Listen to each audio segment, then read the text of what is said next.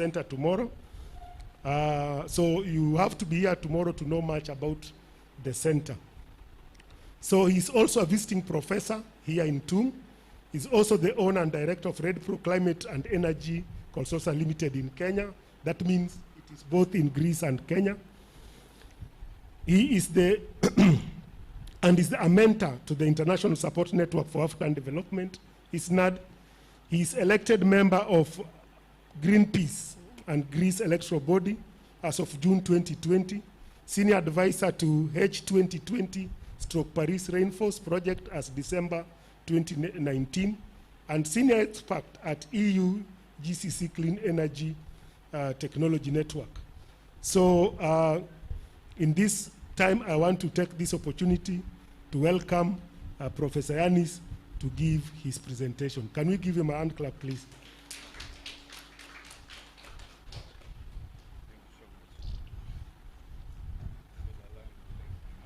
Yes.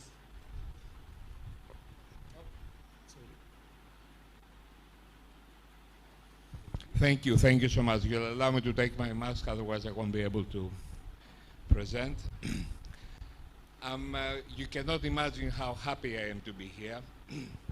In 25th of February 2020, I left Nairobi planning to return to Mombasa on the 12th of March. That's when COVID happened. That was the first disruption. Since then, I'm here now. It's been 16 months I've been away from Kenya, and I'm very happy to be back, and under the conditions that I'm here. So I will try to give you my understanding of the challenges we're facing in this climate crisis-induced transition we're all facing. And can we move on, please? Yes, these are the contents of my presentation. We'll take them one by one. The perfect crisis. Can you move on, please? Yeah, there we go. It's amazing that we, nowadays, most of the time actually, we talk about the things that are so obvious. I mean, we need to talk about justice because justice doesn't prevail. We need to talk about equality because equality doesn't prevail. We need to talk about protecting the environment because we don't protect the environment. And the result of that is that the planet is in a perfect crisis. Why? Because there have been decades of environmental destruction, there have been decades of overconsumption versus actually extreme poverty and hunger, and we have climate change in the past decades, something which is now in the everyday domain. We know that climate change is here and is really getting out of control and maybe run away unless we're very careful. So this is the situation we're all facing, and we have to react to that. Next slide, please. Some examples of how things are moving. 1.7 million premature deaths in India because of atmospheric pollution. It's huge. We're talking about human lives. 1.7 million dying prematurely because of atmospheric pollution. Next slide, please. Plastic pollution. And we have to take into account that the global north is sending its plastic to the south. I mean, they collect their little paper cups and they're happy on their Sundays because they collected the Coca-Cola cans, but they send it to Africa. I mean, these things have to really change. Supermarkets are throwing away food that equals to 190 million meals each year. These are the UK supermarkets alone. Next. 1 out of 3 food calories is wasted. This is enough to feed 3 billion people, which are more than the people that are hungry. I mean, waste, waste, waste. The teachings of loving your neighbor like yourself have gone under, I don't know where they've gone. I mean, really we're wasting and we're not really considering the fellow human being. Next, please. The biodiversity. 60,000 species have been extinct already, and more will be extinct. 3% of the world's surface is ecologically intact. 3% of the world's surface is economically intact. And this is just what we should do, which Even if you ask a child, they will know what you do to recover and come back to a state where the environment, our home, and this is our home, should be where it is. Next. Next. The climate. The climate change is a fact. These are basic things, but because they're disputed by some people, we need to go through them again and again. First of all, the seas are steadily rising. They're rising about 4 millimeters per second. They've been rising. People are losing their homes because the atolls in the Pacific have been overtaken by sea. And in many areas, in Africa as well, the shores have been taken over by sea. The rise of CO2 and methane in the atmosphere are getting higher and higher. And please. The snow cover in the northern pole is being reduced gradually every year. The Arctic hasn't been this warm for 3 million years, the Arctic. And the temperature is rising. And we know it's rising, and it has nothing to do with natural effects like the sun activities. Or please don't move unless I tell you, please. We have a constant rise of temperature, and that's observed especially the past decades. Next slide, please. These are the decades of warming. You can see from the 1980s up to 2000, the decades are gradually more warm than the previous ones. Next, please. 2020 was the warmest year for Europe and the third perhaps warmest for the globe. We're getting really to a state where things are unique. We haven't been this warm for 2 million years. Next slide, please. For 12,000 years, the Earth has not been so hot. Look at this diagram. It's my favorite diagram. I've been showing it for the past 2 decades. This is the correlation between concentration of CO2 in the atmosphere and temperature. You see how similar they are. If there was any doubt that CO2 is the main cause of the rise in surface temperature. Next, please. This depicts the difference it will make to this world if we surpass 1.5 degrees of warming and go to 2.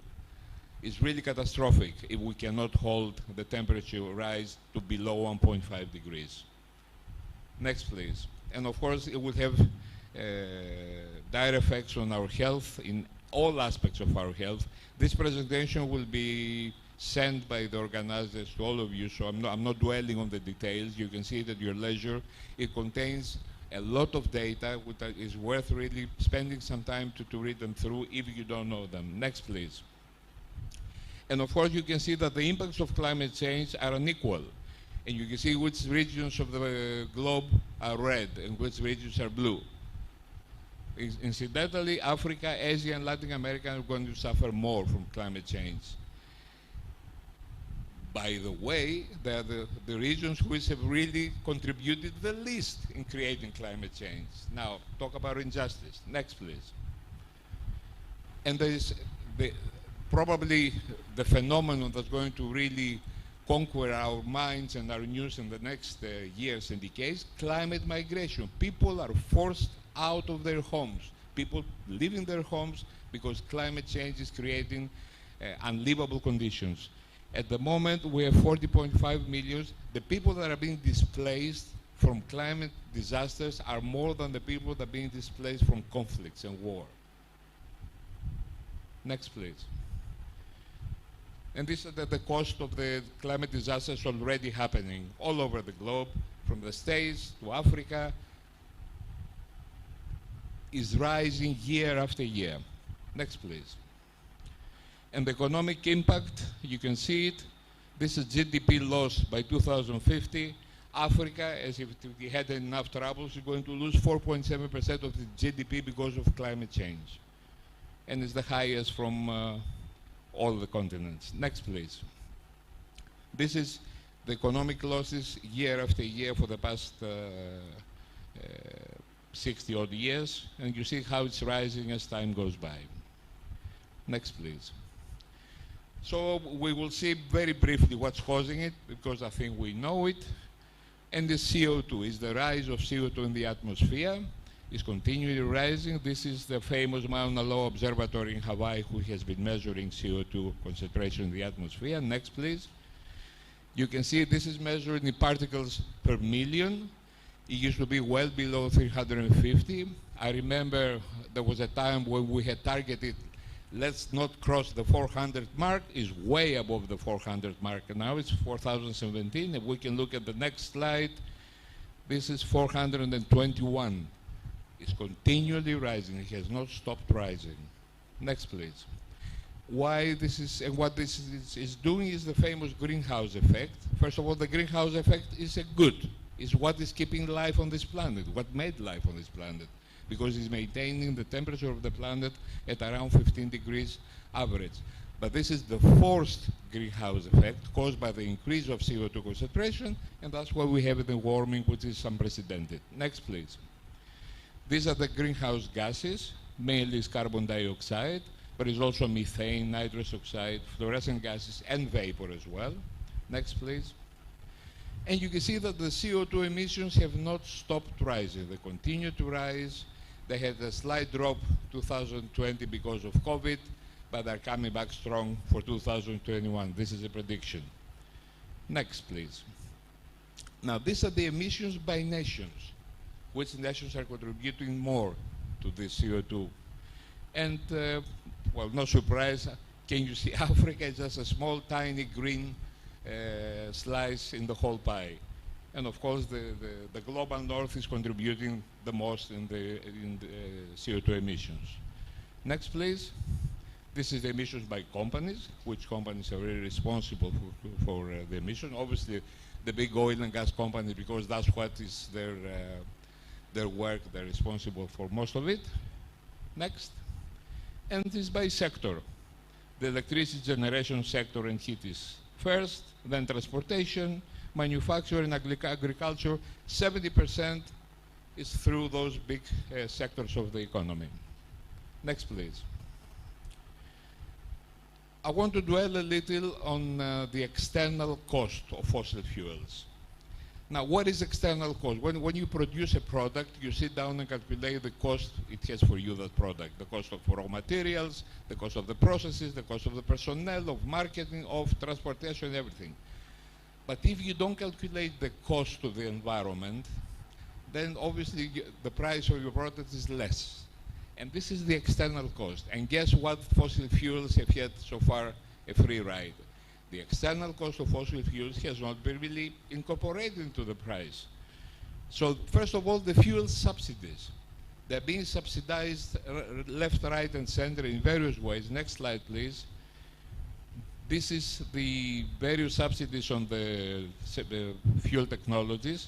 And next one, the various ways of subsidizing the fossil fuel industry, through tax rebates, through easy loans, through any sort of assistance you can imagine. And by the way, these are not things that are told by, let's say, Greenpeace or WWF. This is the International Monetary Fund that's producing these results, these figures. Next one, please. And of course, there is another external hidden cost, and it has to do with environmental pollution. It's not really calculated. Like we started saying 1.7 premature deaths in India. Is that factored in the price of fossil fuels? Of course not. Next one, please. The public health damage, which we just said. And the invisible killer totally in the world is 8.7 million premature deaths from air pollution in the globe. Next one, please. And the climate disasters, which is the newest result of fossil fuel use. Fossil fuels have helped this world to develop, but have caused damage as well. Next, please. So where are we going? Yes, next slide, please. Currently, the warming is approximately 1.2 degrees. We've done that already. There's no going back very quickly. So we have to try, we're on the verge of the abyss, as they say. We have to try to control the rise. We cannot reverse it. During this century, we will just try to control the rise of temperature. Next one, please. This is the global food production. 1/3 of it is at risk because of the rise of temperature. 1/3 of global food production is at risk. Next, please. The Gulf Stream. That's a very interesting story with the Gulf Stream. The Gulf Stream is what maintains, for North Europe, the temperate climate it does. It brings warm water from the equator all the way up to the Atlantic of the North. If that stops, and there are signs that it may stop, there's going to be an ice age. In spite of the global warming, there's going to be an ice age in America, Canada, and Europe. There was a Hollywood film called The Day After. If anybody of you had seen it, it was based on this scientific fact, of course blown out because it was Hollywood film. Check it out. It will be on YouTube. It's an interesting film. Now, this is a danger. This is a possibility that this thing will happen one day. Next, please. Well, as things stand at the moment, we're heading for 3-degree rise, and that's really bad. And what will happen, I mean, we can all imagine. The Paris climate targets were to keep the temperature below 2, as close to 1.5 if possible. 1.5 came later as a set value. Next, please. The glaciers are retreating. If the glaciers melt, then the sea rise is going to be really tremendous. At the moment, it's just the ocean is absorbing 70% of the temperature of the heat rise, and that's why it's bulging. But if the glaciers melt, and the glaciers which are on land, if they melt, that's going to really increase the sea level. Because at the moment, if you have the ice in the Arctic melting, it doesn't really result to a sea rise like if you have ice cube in your glass and they melt, it doesn't spill the water out. But if the glaciers, which are on land, like in Greenland and the Antarctica, if they melt, this is going to be a blue planet, totally a blue planet. They're talking about 20 meters sea rise. It sounds science fiction, but it's not. Next, please.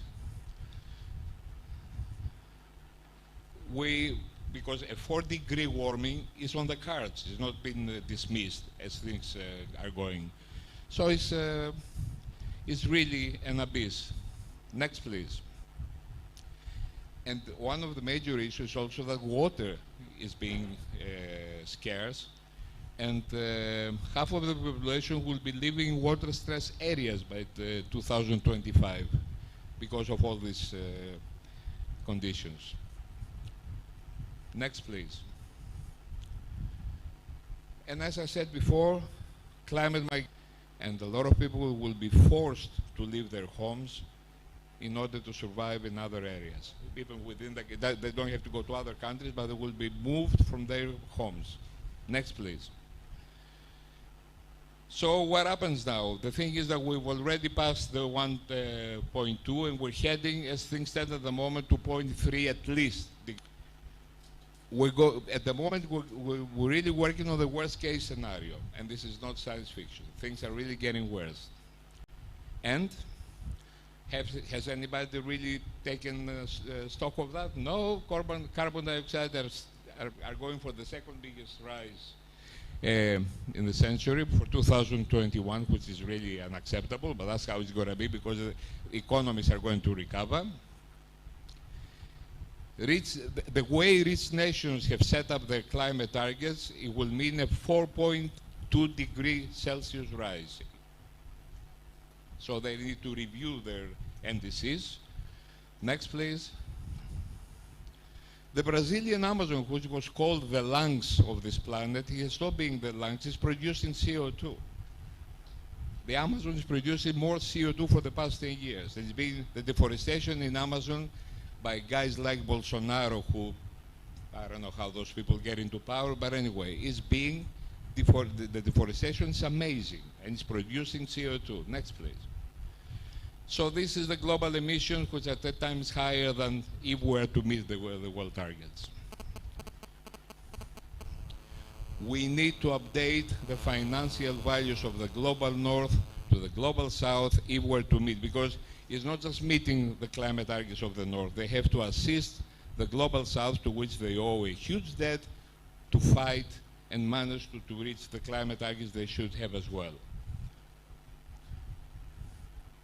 And of course, the UN chief is always announcing, calling, pleading with the governments to really wake up and see what's happening, but it's one of those things. And as you can see, the banks continue to finance fossil fuels. And these are the banks who have done so, the dirty dozen as they're called. So, the scientific mandate. In 2018, the special report by the IPCC was produced, which calculated what will happen if we stay below 1.5 degrees rise. And can you please go back? If the way we are at the moment, we're heading for 3 to 4 degrees temperature rise. So the target is to manage to maintain the 1.5. Next, please. The difference between getting to 1.5 or getting higher, I showed you a diagram at the beginning. You can look at that, but it's really devastating. There's a huge difference between the two degrees levels. Next, please. The planet's livability is at stake if we surpass 1.5 degrees. And this, at the moment, is something that will happen until 2030. We have 10 years, actually 9 years now, 9 years and half a degree is between us and climate catastrophe. We're already at 1 degree warming. Next, please. And this map is supposed to show how the countries are faring as far as climate targets go. The greens are the good places. How much green do you see on the map? How much green do you see on the map? This is the assessment of government strategies and policy actions at the moment.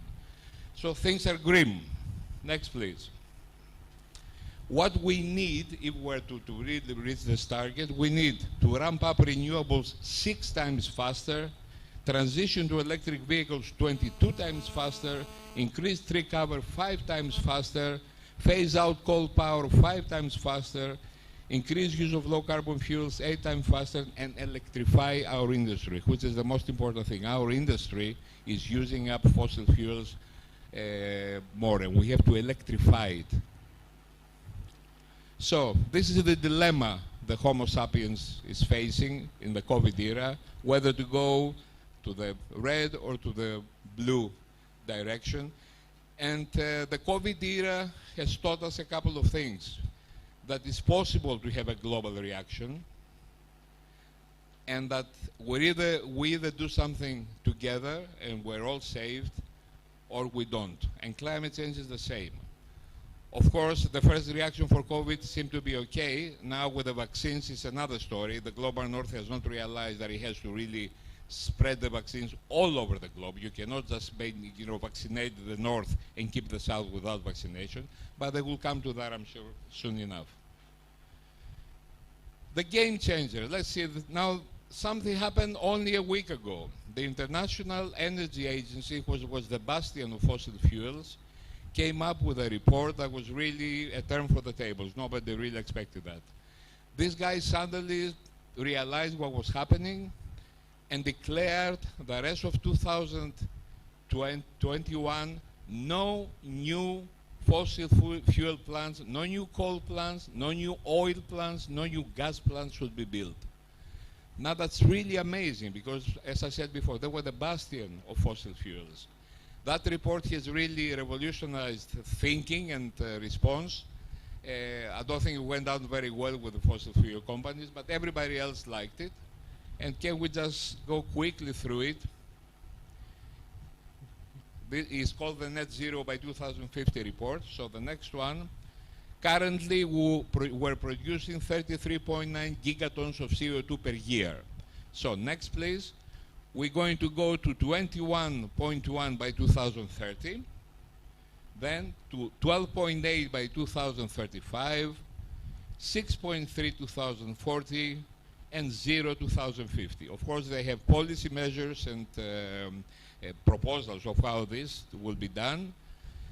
This is the good scenario with the green line and the bad scenario with the as things stand at the moment with the government, the existing government policies. Next, please.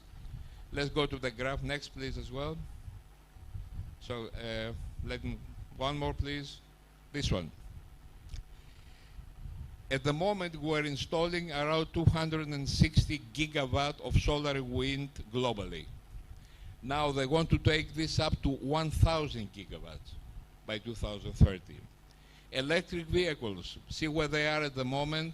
It's an 18 times increase in use of electric vehicles. And of course, energy efficiency was very important to be reduced, because that's where you start first. Energy saving, energy efficiency. You feel, you stop the holes in your barrel of energy, and then you start filling in energy. That's very, very important. So these are the projection of how it will be done. You can see there is a cyan part, which is behavioral changes, and that's very important. We all have to understand that energy costs, and doesn't only cost money, it costs lives. The blue parts are technologies that are already in the market, and the yellow part, technologies under development. Personally, I disagree with that, but that's another story. I think technologies are all here. So, it's okay, let's move this further down. And these are the steps that they suggest that the world will take until 2050.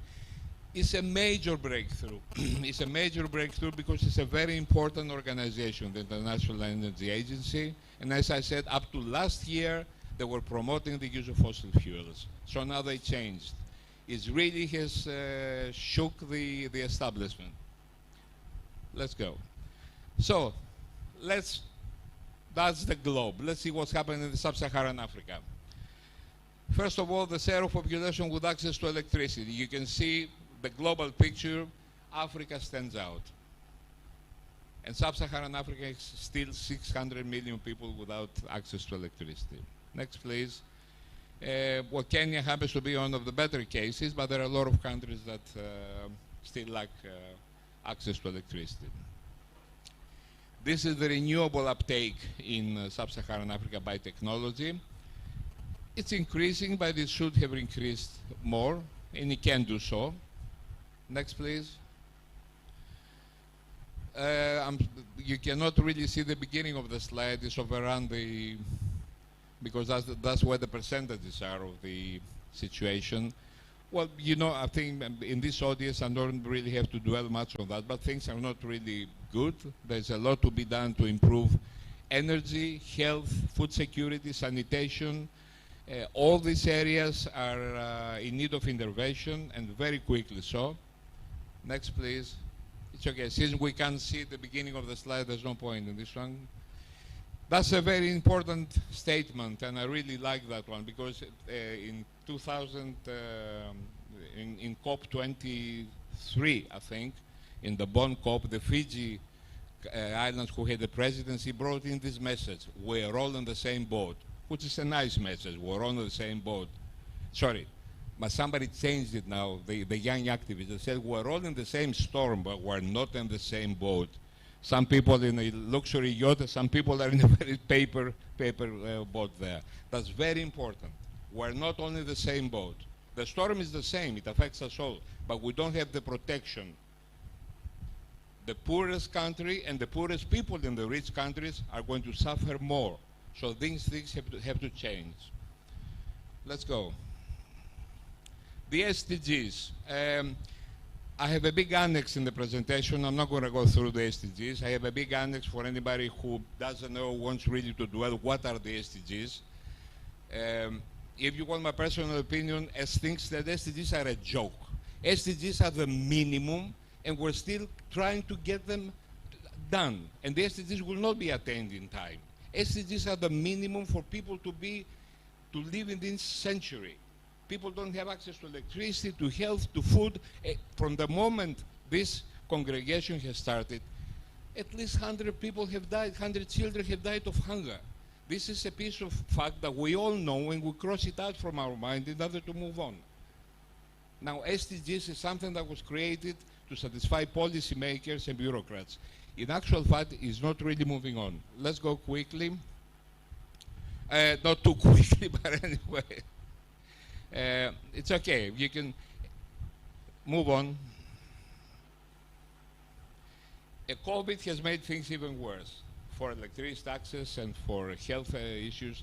It was what countries with an informal sector, with huge informal sector, did not want. COVID really created the worst conditions for sub-Saharan Africa. So the recovery has to be even more supported in order to happen quickly. Let's move on, please. Yep. Go on down. Go on.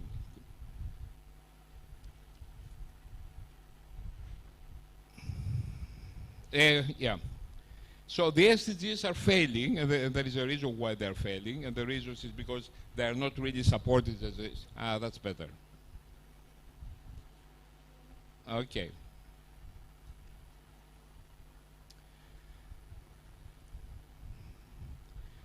So in 2019, 166 million people were in need of humanitarian aid.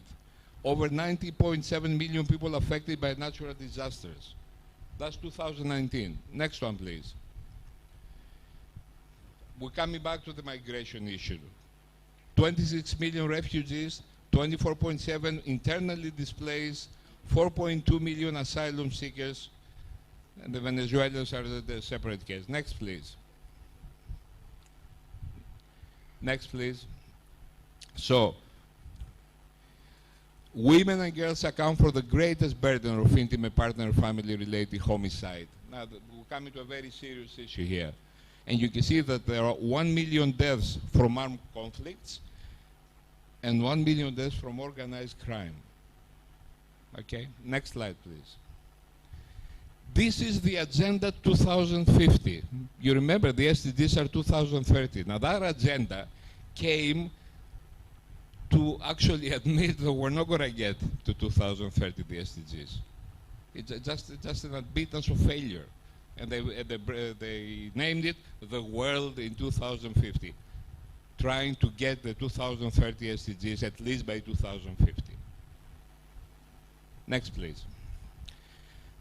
Climate injustice.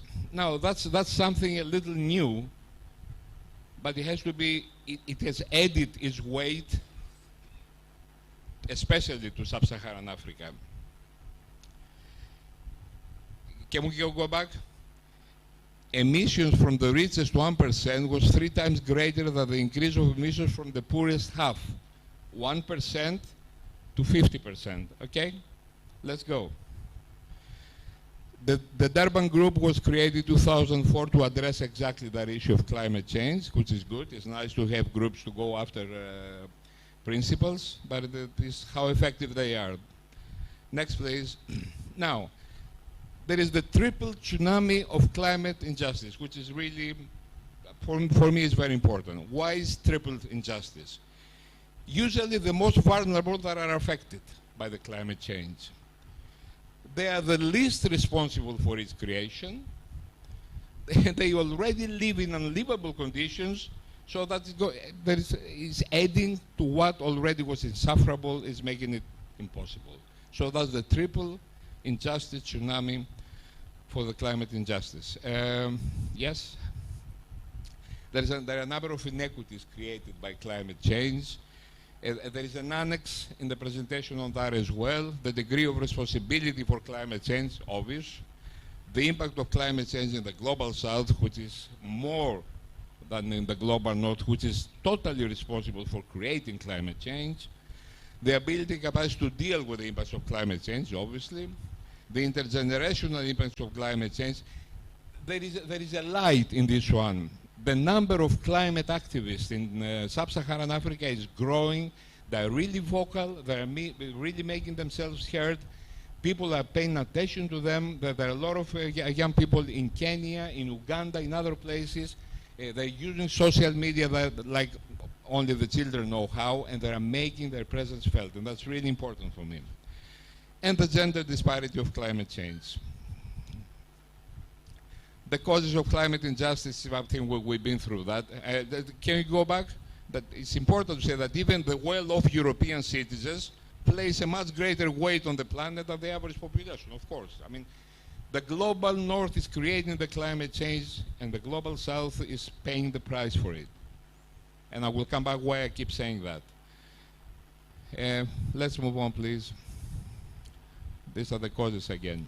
Climate justice, a familiar rallying cry, is what I was saying about the young climate activists. Next, please. The response to climate justice. I like that Black Lives Matter, because that's, I mean, we had the slogan from Black Lives Matter. That's an extension of that, okay? Let's go. The world's 500 richest people added 1.8 trillion to their combined wealth in 2020. I think that says it all. I don't think what can you comment on that? A period of recession, a period where people lost their jobs, lost their income. The 500 richest increased their wealth. Let's go. Global food waste, we've been through that, so it's terrible. There is a number of things about I'm finishing. Okay. Kindly summarize. I'm finishing. Ignorance disease. I will just concentrate on child labor, which is very important. Over 150 million children in child labor. Can you move on, please?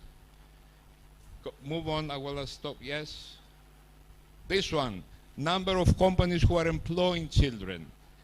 We buy their products like iPhones, but they're using children, underpaid, overworked for their products, which we get. Let's go. Under 5 mortality, which is very important, and is worse, of course, in sub-Saharan Africa. Let's go. Yes? Okay. That's the crack. This is the research center that was talked about. I want to say that I'm humbled that I was given that position, but I'm so happy and excited that for me that's the major sentiment I feel. I'm really happy and I'm really obliged to you for saying that I'm part of you. I mean, that really means a lot to me, and I don't take it for granted. You started this discussion about research, and research is there. Research is useful. Research is a window, is a gate to the world. Research is not just people sitting and thinking between the two parts of the 2 years.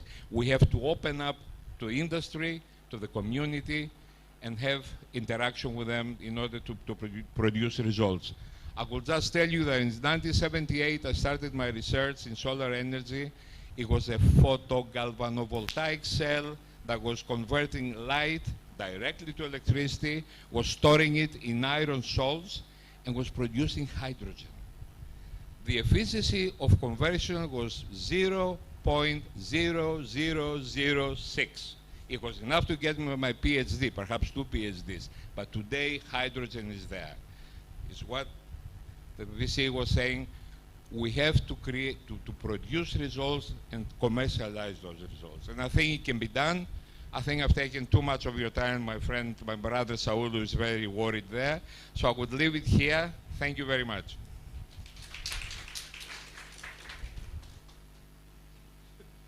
Thank you so much, Prof.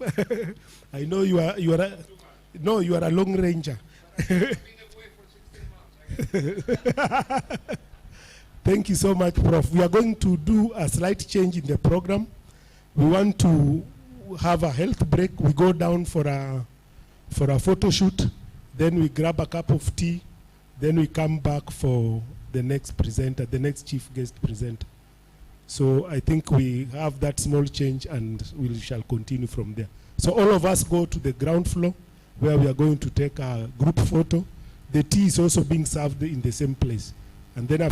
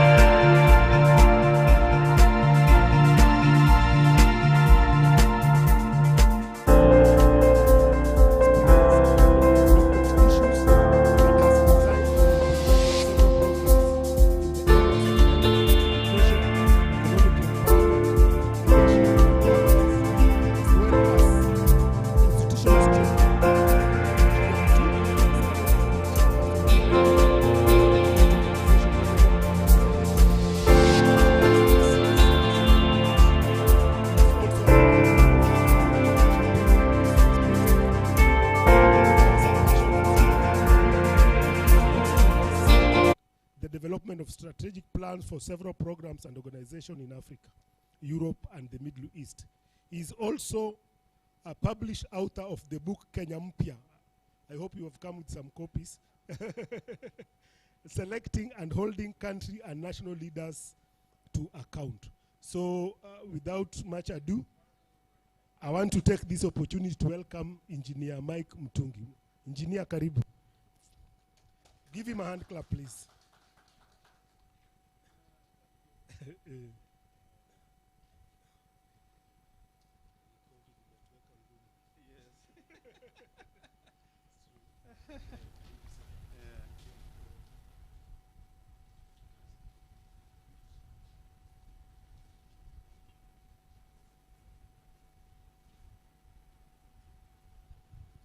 Yeah, thank you, Saulo, for those kind words of introduction. And thank you so much. It was really a pleasure to listen to you, Professor Ionis. That was my catch-up class on climate change. A lot of stuff that I've learned today, and thank you for the amazing work you've done. And it's good to see everybody else. Hamujambo. Mukoaje. I'm trying to learn and make up my Swahili as well now that I'm in Coast. So if I make mistakes, just please help me along.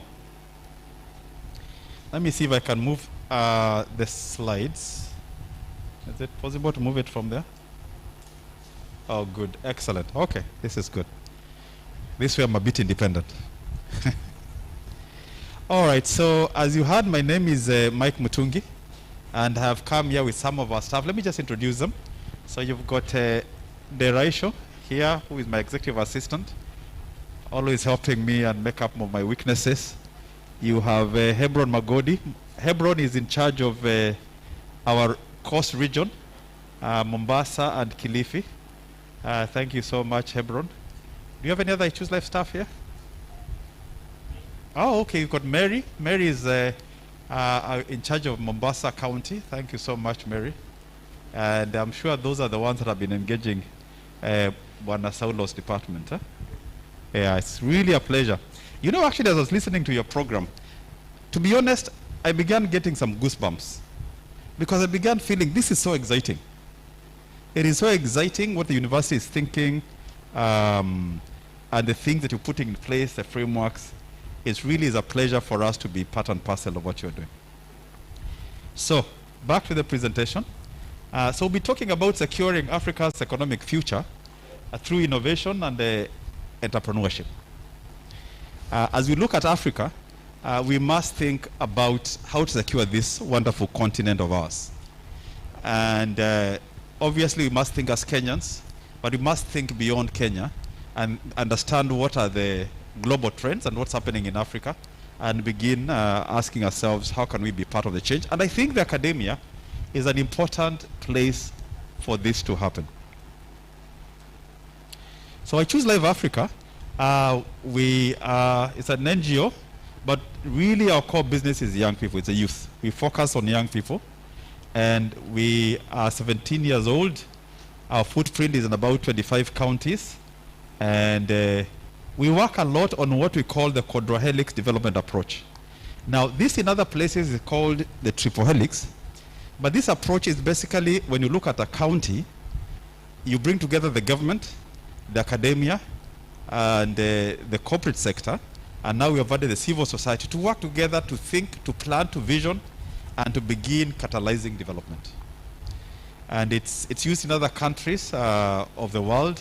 As I said, in other places called the triple helix, but in Kenya introduced it as a quadrihelix because, you know, for me, the community needs to be at the center of development. The sectors we work in is in health and nutrition, education, economic empowerment, leadership and governance. And I was just telling Prof here that we need to add climate change as another pillar. And renewable. Yes, and renewable. Now I have a mentor, it's easier now to, because you know, I knew it was a challenge. I knew I wanted to get answers, but I was thinking now, where do we get started? But now with somebody who is an expert, it's easier to do that. So what we'll be looking at today is Africa, the sleeping giant, product development, a case study of Sweden, the Genuine Business Accelerator, and the call to action. So that's what we'll be sort of looking at in this talk. So let's begin by looking at Africa. And one of the things that you notice, Africa is rapidly urbanizing population and expected to grow from approximately 1.2 billion to 1.7 billion people by 2030. So, as a matter of fact, the CIA director was once asked, the former CIA director was asked by the US president, give me in one word what the world looks like. And you know what his summary was? Because he was asked one word. He said, Africa. That was a one-word summary of the future of the world. And you can tell, you know, from all the basic, you know, from the population, you can tell from the population growth, Africa plays, well, there is a population growth, and then also you can see the trade businesses expect to reach $6 trillion in 2030, up from $4 trillion. So it's growing and it can be accelerated. Obviously, we have some challenges, particularly when it looks at inter-Africa trade. In other continents, you find that, for example, a total of exports in 20, you know, so what does it say? Even though Africa continent, exports are only 16% of the total in 2017, and compared to 68%. So this is inter-European trade, 68%. In Asia, 59%, but in Africa, I think it's about 16%. So one of the things we must be able to address is how we trade among ourselves. Now, when you think about business, that makes business sense. It's easier to sell tomatoes to your neighbor than to try and export tomatoes to China. Just because your inputs are fewer and you are likely to be able to really reduce your cost. And so, because of the way we are colonized, Kenya then trades a lot with UK. The French countries trade a lot with France. But basically, we don't trade among ourselves. And so we must be able to knock down those barriers to be able to have inter-regional trade, inter-country trade, so that we can be able to accelerate economic development. Now, if you look at Kenya is one of the fastest growing economies in Africa at 5.6. Well, the average for the world is at 3.5. Now, because of Corona, I think this number has changed. I think the other president was talking about that. But we are hoping that there will be a bounce back. Agriculture, obviously, is an important, agriculture is the main engine of economic growth in Kenya. And this worries me a bit. Because when you look at, and for me, this is where we need to think as academia in how we influence policy. Because if you think about, if agriculture is the main engine of economic growth, but what's happening in the universities? Because we need the skills in agriculture to be able to grow the economy. But what you find is that in intake in the university, there is less and less uptake of agriculture courses. And that's something for us to be able to think and say, you know, if this is so important for us, does that reflect in our education sector? And it does need to reflect, because you can't build an economy with agriculture as the main backbone, and at the same time we are really not growing knowledge as far as that. I'll tell you something that once amazed me. So I was in Sweden. I go to Sweden a lot, and so I was in a supermarket, and I was shopping, and my eye was caught by some tea leaves that were written Kericho tea. Now, if you are in Sweden and you are Kenyan and you see the word Kericho, obviously you stop dead on your track. So I stopped to look at it. What shocked me was that it was written, packaged in United Kingdom. So I'm thinking, wait a minute. Here's Kericho tea, but it's been packaged in where? In UK. So I came back because I had a program in Kericho at Kabianga University. So on a forum like this, so I had the VC for Kabianga University sitting on my right, and James Finley's CEO on my left. I sort of felt like Jesus between the two thieves during the crucifixion. So I asked them, guys, what's this? How come Kenyan tea is being exported as raw materials for UK to re-export? Then they laughed and said, you know, actually Kenyan tea is exported as raw materials about 90%. That was crazy. You know, I told them if I'm the governor of Kericho and I was able to make policy change in the education sector, the one thing kids in Kericho County would study would be tea. From kindergarten all the way to university, because that's a major asset.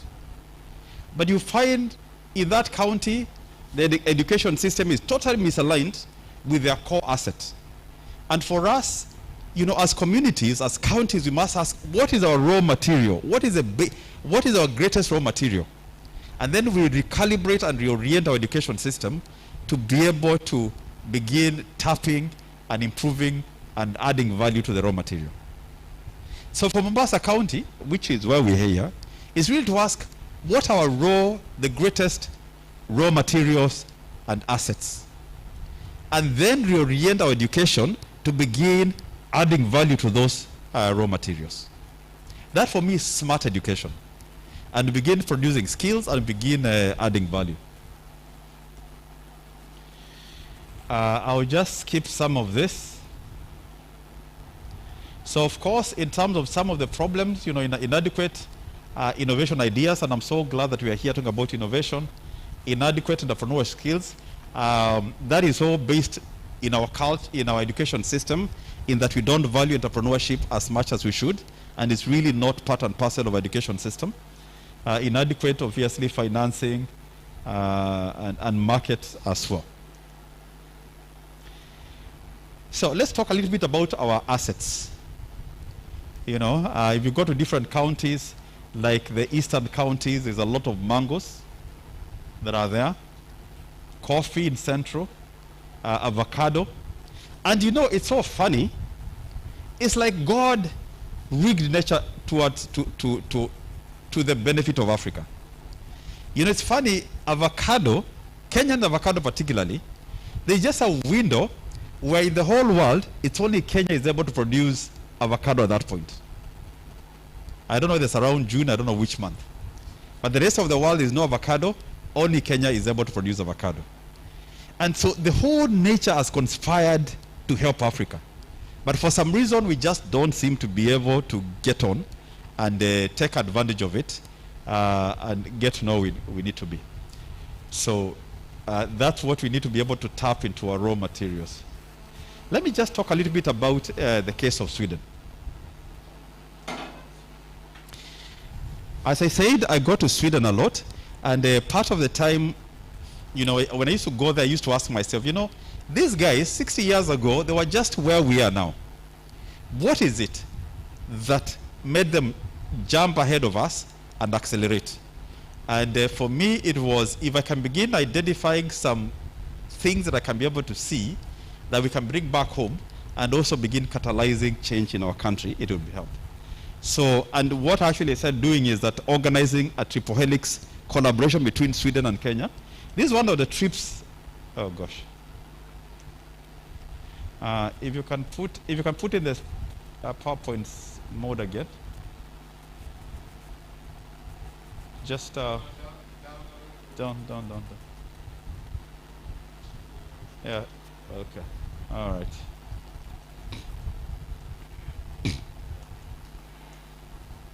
Oh, just leave it. It's all right.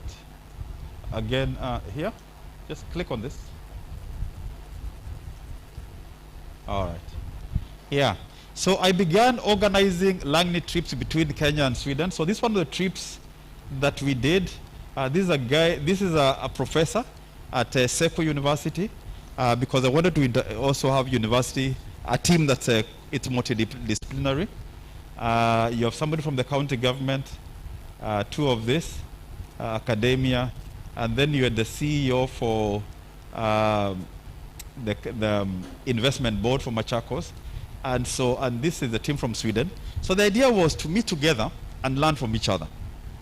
And so we call it a learning journey. Some of the things that we saw for me that amazed me, and I began thinking, how can we be able to incorporate this? I work a lot with the education sector in terms of thinking about policy and how to change. But look at this. You can see this is a lab, and I'm glad we have a medical school now. Do you see all these, what are these called? Microscopes. You know what class is this? What did you guess? These are lab what class? Huh? Sorry? This was, it was Form 2, Form 3. If you look at this is a carpentry class. Now what amazed me was this. Can you see this bus? Under this bus, this was a high school. And they had about 8 vehicles. And what I noticed below here were high school kids. And I asked them, what are those high school kids doing under the bus? They said, well, this is a football team. They needed a school bus. So what we told them is that go and get a bus that's written off and come and repair it and begin using it. High school. You can see my shock being a product of University of Nairobi Engineering Department. I mean, this is totally different thinking. And they told me that whenever the timing belt for Volvo changes, their curriculum changes. High school. We're not talking about university here. This is the catering, high school again, catering course. This is electrical. And so one of the things I think for me became clear is that we need to move our education system all the way from primary to secondary school that focuses on solving actual problems. It can't be that we are just being theoretical. And so one of the things that right now we are working on is eventually to be what will be introduced as a CSL, Community Service Learning. But right now we are piloting that in experiential learning together with UNICEF and doing that in high school. But it's just the idea that and I would actually like this to partner with TUM University. It's really just a basic idea that if you have engineers, you have an engineering department at the university or school of engineering. How about beginning engaging the high school kids in solving actual engineering problems from high school? Because that's where it starts. It's too late to begin engineering, introduce those concepts in the university.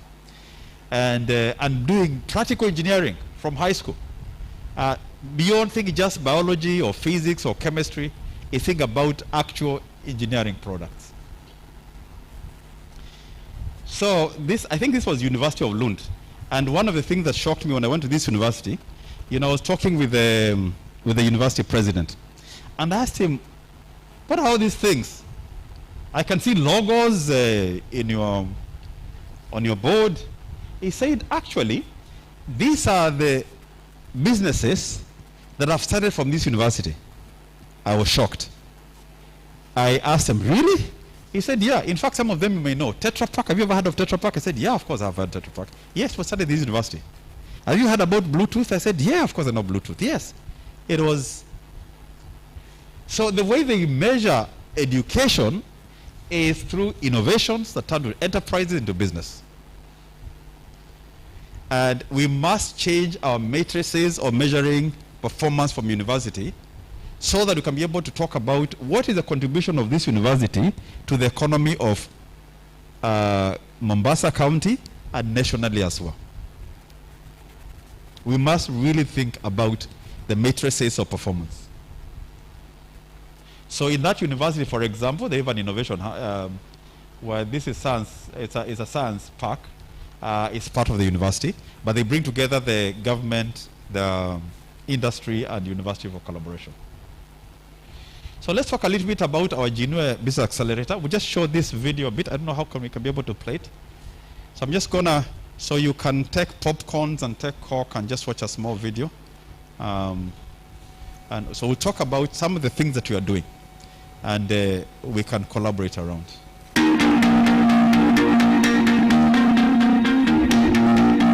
My product is called Biosim for education. So basically what Biosim does, it solves the current problems in the education sector. The absenteeism of learners and teachers, the embezzlement of funds by school heads, and then we have the lack of clear data records for the ministry.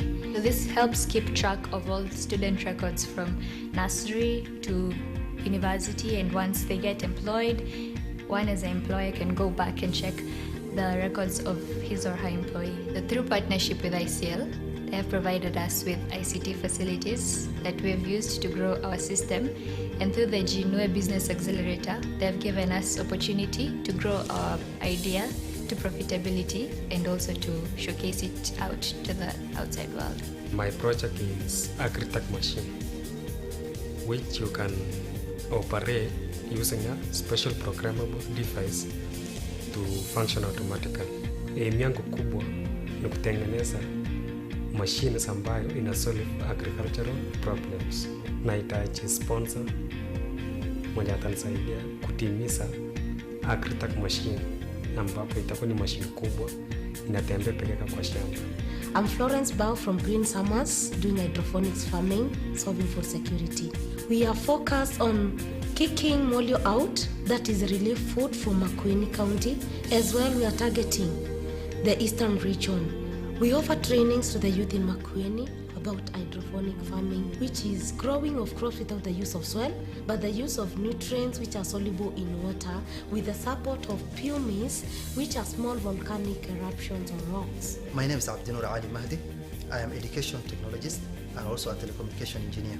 I innovated an innovation called MLUGA for ECD kids, because you cannot teach kids using English using the same English, or Swahili using the same Swahili. Everything starts with language. Once you are competent with the language, everything else becomes easier. The whole syllabus, every subject is translated into local dialects, and they are in form of mobile apps. So you get a solar-powered tablet, you install everything, and then you sell as a package. My name is Phoebe Kirigo from AgriFlora Organic Solution. We make organic fertilizer. Our fertilizers are the asili fertilizer, which is granulated, and the liquid fertilizer. I intend to go to the Nairobi Innovation Week so that I can meet some of the investors that are willing to invest in us. I run a company called Ned's Organic. I designed a nutritional pack, called it NutriPack. This is a pack that contains an organic plant-based product, which is highly nutritive in nature, and it's therapeutic also in nature. My company is based in Lurambi Sub-County, Kakamega County. My target market right now is the hospital, that's the nutrition department to be specific, and the hospice centers or the palliative care centers. My partnership with ICL has been of great benefit. The first day when I was there, I was so shy. I couldn't talk before people, despite the fact that I've been in so many forums. But now this is a different context. Innovation, technology, they've really sharpened my skills, and I really appreciate ICL for doing this. I'm now feeling ready for the market. Yeah, it's amazing to see some of those young people. I mean, before they came for the accelerator and they were taught product development, business model canvas, pitching, and you just see the confidence afterward is just unbelievable. You can just go to the next, is it possible to? Okay, okay. So I'll just wind up by talking about the 2021 Jinue Business Accelerator goal. So our goal is to have accelerated 10,000 startups to SMEs with an annual revenue stream of $500,000, and each SME employing 10 young people. Yeah? So that's really for this year. That's what we'd like to accomplish. So I'll just skip that. And so we basically look a lot around the business model canvas. I think some of you are familiar with that, particularly looking at the 9 building blocks about the 9 business model canvas. The way it's structured is an accelerator. And so we start off with a 3-day business development bootcamp that starts on Friday, ends on Sunday. The next one will be on August 27th, 29th. And then we have a 3-month business mentorship and coaching that happens within a hub. So if you collaborate with this university, for example, this could be the hub where this collaboration is happening and the mentorship and coaching is taking place. One of the things we focus a lot is production skills. No matter what product you are doing, we need to have very good product skills, and that's what I think has been a gap in this country. You know, how do we develop products that are high quality, that can be scaled up using technology, and you know, that's working with the university, obviously, that can be of a major advantage. Market linkage and acceleration to financing. We have hubs in, we've been focusing on having these hubs in 10 counties across the country, and they come in different shapes and forms, but university tends to be a preferred place for having the hubs. So this was one of the entrepreneurship forum that we had. Where do you think this is? Which place is this? Huh? You can also read. Where did this happen? Hebron, where was this? It was, yeah. Which year was this? 2018. Yeah, and so we had a competition here, and the young people won prizes, and we had amazing innovations that were displayed during time from the community. This is some of the innovators. I think this was on eco waste, again by young people. This is some lady. Her name is Winnie from Kibera. When we started working with her, now she's producing these bags that are recyclable, and she has employed, you know. So she's been growing a company now, is fully branded and so forth. Another company that we work with for young people is around producing butternut. This, as you work with them, one of the things that you help them is branding. And so you can see these are logos for different companies that they have developed. Then there's a business, 3-day business development. This happened at the High Hub in Nairobi, this particular three-day boot camp. But as we do this, of course, it's now to decentralize and work in the different counties and have hubs at the universities. The areas that we, well, this year actually during Corona, we had one boot camp, and these were the areas that were covered, and it was really international. I think Corona taught us that we can be able to do much more than we were doing before. And so there were participants not just from Kenya, but from Zambia, South Korea, Europe, Sweden and Austria, and Nigeria, and so forth. It was an amazing sort of a conference. And the next one, as I said, is in August. Some of the things that came up is just innovations for our county. We sort of look at how the different counties are performing. Look at the gender analysis around it. We look at stage of development of the product, whether it's idea, prototype, or production. Also the sectors. You can see agriculture and food security, in as much as we are not focusing on education. A lot of solutions, that fashion and design, right there. This looks at registration status. I think about, what, maybe close to 50% are registered. With a lot of enterprises that are not registered. So how do you help them? Support they require. You can see financing is a major one in terms of support and market. And so let's look at the future. So we'll be having our next accelerator and bootcamp on August 27 to 29. And our target to have 1,000 Shujas. These are the innovators per county. So for Mombasa, we can partner in this for Mombasa County. We are looking at 10,000 from Kenya, 5 from the rest of Africa, 2 from Europe, and 2 from US. Those numbers can change, or from youth. We are part of the Sustainable World Corporation, where these countries have come together to look at creating entrepreneurial ecosystem and drive this thinking and identify innovators and grow them. So this is the boot camp, and so we will have this again in August. We're targeting 10,000.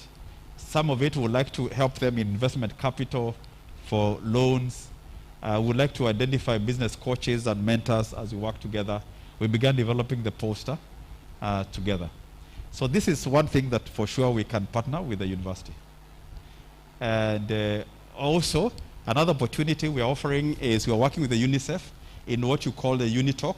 This is a platform that helps young people to improve their employability, their CV writing, their interview sitting skills, and so forth.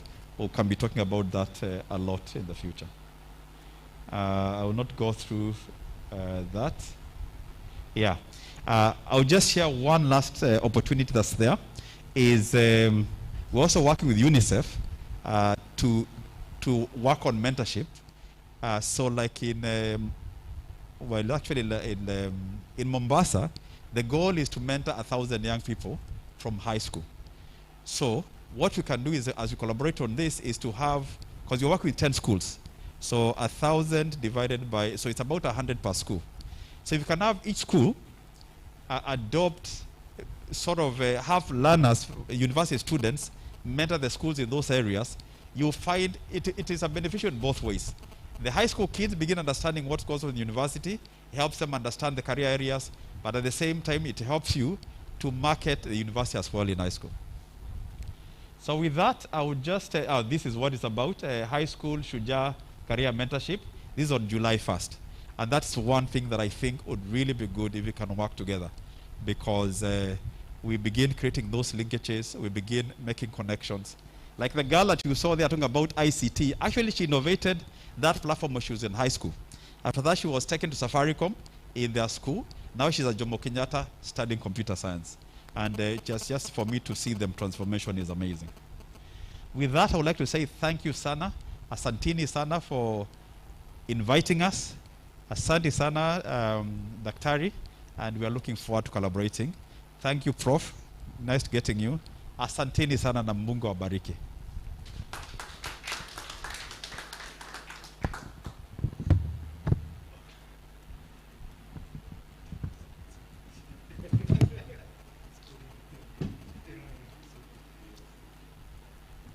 Thank you very much, Engineer Mike. I believe all of us have learned something from his presentation. I'm going to give, and before we go to the next session, I'm just going to give like 2 opportunities for any question, any clarification from the 2 guest speakers' presentation. Professor Yanis talked about climate change. Mike was talking about entrepreneurship and economic development. So, climate change? Life change. So, any question, any clarification before we start our paper presentation from the 2 keynote speakers? Just lift up your hands and I'll be there with you. Yes. Give him a speaker. You just say your name, your department, and then you ask your question. Make it short, please. Is Kidego there? Yeah. Do I need to stand up? Yes. It's good, so that they see you. Good morning, everyone. Good morning. So my question is to Engineer Mike.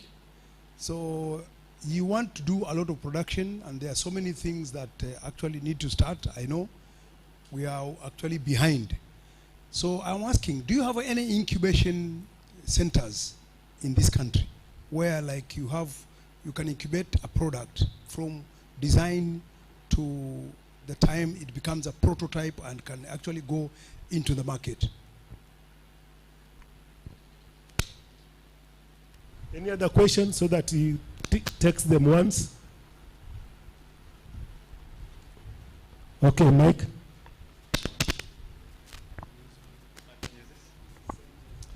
Yeah, thank you for that question. Yes, it's a brilliant idea. So we started by wanting to develop that idea about innovation hubs. And so right now the collaboration is also with the Ministry of ICT, Youth Affairs. They have had these dormant youth empowerment centers for a long time. So they, we've signed MOUs and they turn over for us. And that's a place for bring ideas for innovation.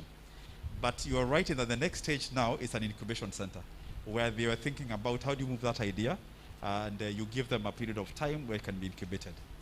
My preference would be if we can collaborate with the university, because then, the knowledge is there.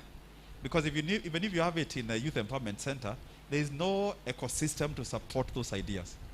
And actually, for me, when I was in the university, I still remember when I did my thesis, I just imagined idea. I was asked, imagine anything, come up with a solution, and after I wrote the paper, that was it.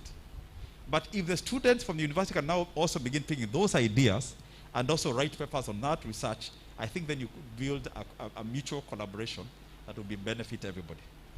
So not yet, but Saulo is here, so maybe that's another agenda we can have. Actually, we have an agenda with I Choose the Life. We are soon doing a collaboration agreement with them. So that is coming, Bwana Kidego. So in the next session now, we are going to have 3 presenters. The first presenter will be Maitha, John Maitha. He'll be presenting about designing, modeling, simulation, and installation of a hybrid solar biogas energy system, which is at Technical University of Mombasa. So Maitha, I know you are ready. Number 2 will be Budumbula Valentine, Dr. Budumbula. He'll be presenting about translating research into community benefits, a case of chasing the dragon, drug use and abuse. Then the last presenter will be Mariam Swale. She's with Professor Laila, and she'll be presenting potential of marine microalgae in wastewater treatment and biomass production. So these 3 presentations will take us up to lunch. So each presenter will give you 15 minutes, and we'll have 5 minutes for discussion. So, Mr. Maitha, the floor is yours.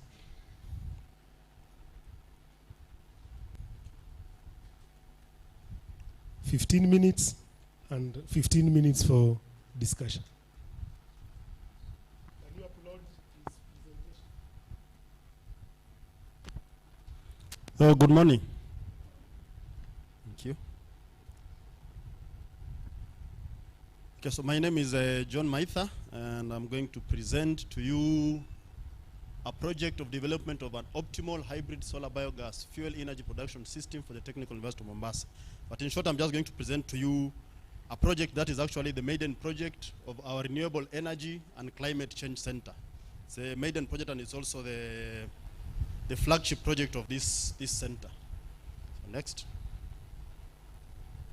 Okay, so I'm a mechanical engineer registered with DBK. I'm a technical assistant at the School of Engineering, domiciled at the Mechanical and Automotive Department, and I'm studying for a master's degree in Sustainable Energy Engineering with a special emphasis on solar, wind, and energy production. So the supervisors for the project were Dr. Michael Saulo, who was in charge of the system design, construction, design, and modeling. Dr. Eric Jobunga, who was in charge of modeling and simulation, and Dr. Samuel Yonge, who's an expert in environmental impact assessment for energy projects. Next. So just a brief on Technical University of Mombasa. This is the only university at sea level. We always love to say that. Located along the Chuda Creek in Mombasa Island. So it has over 15,000 students and over 10,000 staff members. So it has 3 kitchens and cafeterias. There's a cafeteria which is used for staff. There's another cafeteria which is used for students. And there's also another cafeteria at the Kiziwi Hospitality and Conference Center. So these cafeterias serve about 2,000 students and about 500 members of staff, and also around quite a number of outsiders. Next. So these kitchens primarily use firewood and charcoal for cooking activities. Obviously, we know that firewood and charcoal produce a lot of soot and a lot of smoke.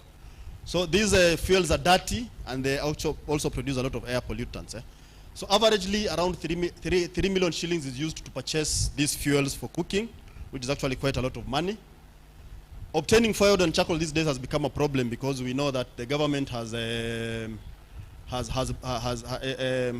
actually banned the firewood and charcoal to be transported. And also due to the strained government allocation, amongst other reasons, the university has actually not been able to afford the kitchen expenses, especially the fuel expenses. Next.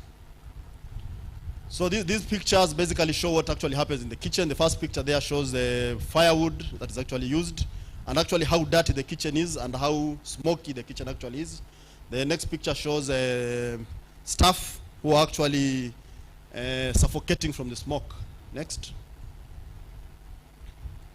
So the proposed solution is actually to do some research and try to substitute this firewood and fuel and LPG with biogas. And this biogas, we want to manufacture it from the food waste, which is actually obtained from these cafeterias. We noticed that these cafeterias produce over 200 kilograms of waste, and we can actually use this food waste to be able to produce biogas. And we assure that by doing that, we are going to reduce the fuel costs by over 60%. And obviously, we are going also to reduce the air pollution by over 90%. Next. So these are the objectives of the project. So we are the specific objectives: design a hybrid system for optimal production of biogas, then perform modeling and simulation using optimal favorable conditions, and then construct the system, commission it, and perform research on the viability of actually substituting the firewood and the charcoal with biogas. Next. So this is the methodology of the project: data collection, system design, system modeling and simulation, construction, experimental research, and analysis. Next. So just a brief introduction of what actually biogas is. So biogas is a gas which contains about 60% of methane, 40% of carbon dioxide, and small amounts of hydrogen sulfide, nitrogen, and hydrogen. One of the best advantages of biogas is that it actually burns without soot or without ash. Obviously, it has a slightly foul smell because of hydrogen sulfide, but there's a way that you can actually be able to remove or even reduce the amount of hydrogen sulfide in the gas. It has an optimal calorific value of around 6 kilowatts per meters cubed, which is actually quite good. It's almost half that of petrol and diesel. So these are the factors which affect the anaerobic digestion of biogas: pH value, the temperature retention time, the loading rate, toxicity, CN ratio, and the slurry. So for my presentation, I'm going to concentrate mostly on the temperature and also on the loading rate. So these tables give the comparison of biogas with other fuels, especially LPG, kerosene, petrol, and diesel. But obviously, we want to compare it mostly with LPG and kerosene, which is mostly used for cooking, and also with firewood. And on the carbon dioxide emission, we found carbon monoxide emission. We find that actually biogas is the one which produces the least amount of air pollutants. Next. So I'm not going to take you through the literature review. I'm just going to pass through. So we just did some literature review to see actually what most of researchers have actually done. Our emphasis was basically on temperature, to see if we can actually be able to use the temperature, the ambient temperature in Mombasa, to be able to produce biogas optimally. So I'll just take you, maybe there's Lee Q et al. I'm not going to bore you with the literature, so let us do it. Next. Next. So research has established that characterization of feedstock can significantly affect the production of biogas. That is one thing that we are actually going to do in our project. And it has also shown that if you optimally characterize the food waste into carbohydrates, lipids, proteins, and fiber content, then you can actually achieve optimal production of biogas. Also, the weather conditions actually affect the production of biogas. That is also something that we are going to research on. Next.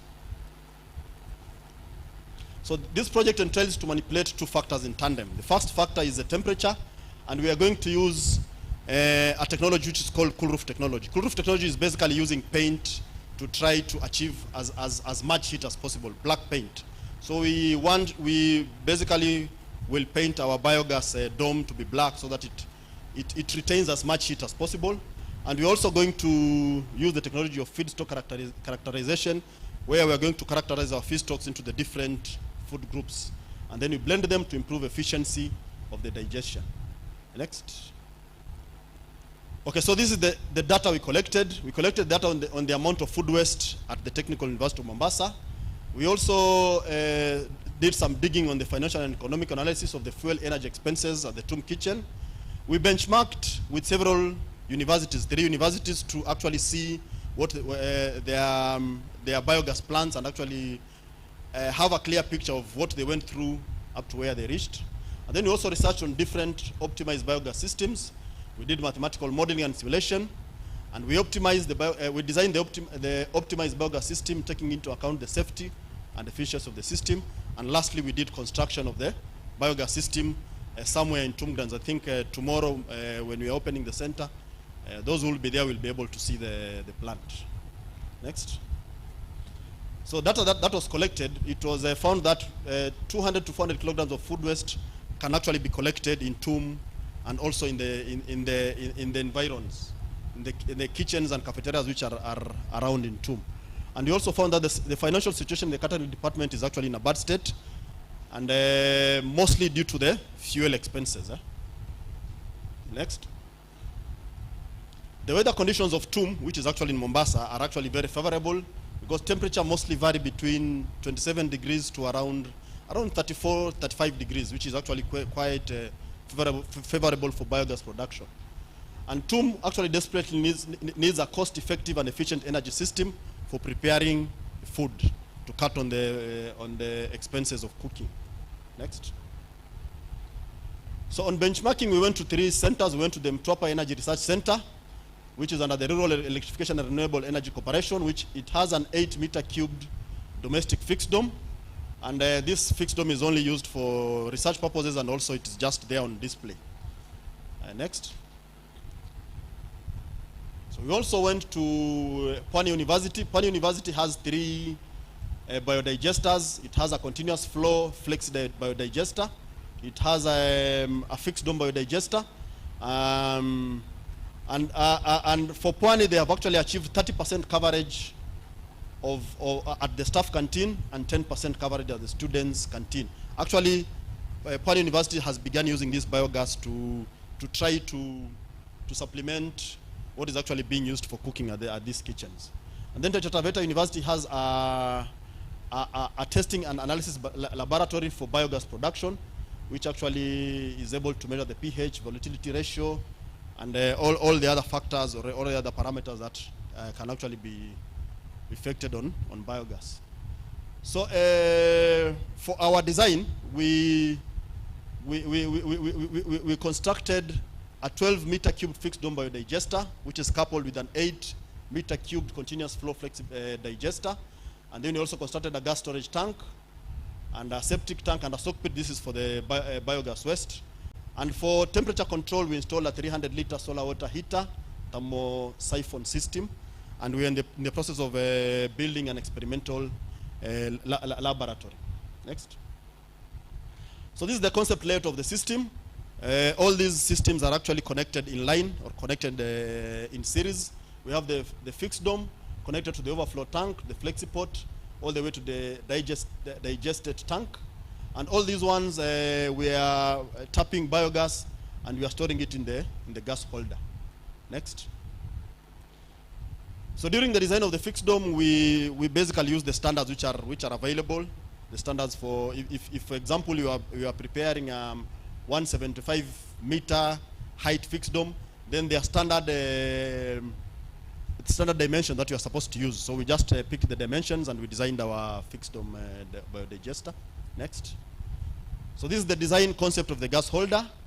And for purposes of also economy, we decided to use a floating drum gas holder which uses water as the sealant to make sure that we don't allow the biogas to escape. Next. So this is a 300-liter thermosyphonic solar water heater. This one is used in connection with a coil heat exchanger to control and regulate the temperatures within the biodigester to within anaerobic digester temperatures. This is during the cold weather seasons. So we're expecting, we already know Mombasa is hot, but sometimes the temperatures go below the temperatures that are actually required for an anaerobic digestion. So during those times, we'll be using a coil heat exchanger to try to up the temperatures inside the biodigester slurry. And also the hot water, which is actually gotten from this solar water heater, is also used for cooking. Next. Okay, so this is the methodology. So we used Simulink and Python, and we also used Homer to model and simulate the system, and also some biogas calculator softwares. Next. So these are the results of the simulations. So this is optimal characterization of food waste feedstock And we characterize the feedstock into these different food groups: wastewater, fruits and vegetables, meat waste, cereals waste, legumes waste, dairy waste, lipids and fats, and sugar waste, to try to actually get an optimal balance of the feedstock. So this is the solar radiation during the simulation time. So we simulated for 10 sunny days, and we also simulated for 10 cloudy days. So these were the solar radiation for those 20 days. Next. So these are the gas volumes in the gas holder in the simulation, which actually, as time went by, we noticed that actually the gas volume was actually increasing.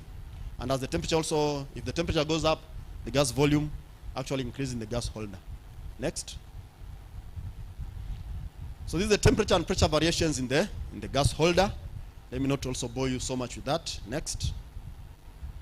These are the variations of the biomass in the holder. So the blue are for the cloudy days, and the red are for the sunny days. Obviously, for the cloudy days, we expect the biogas production to be a little bit lower. For the hot days, we expect the production to be quite high. Next.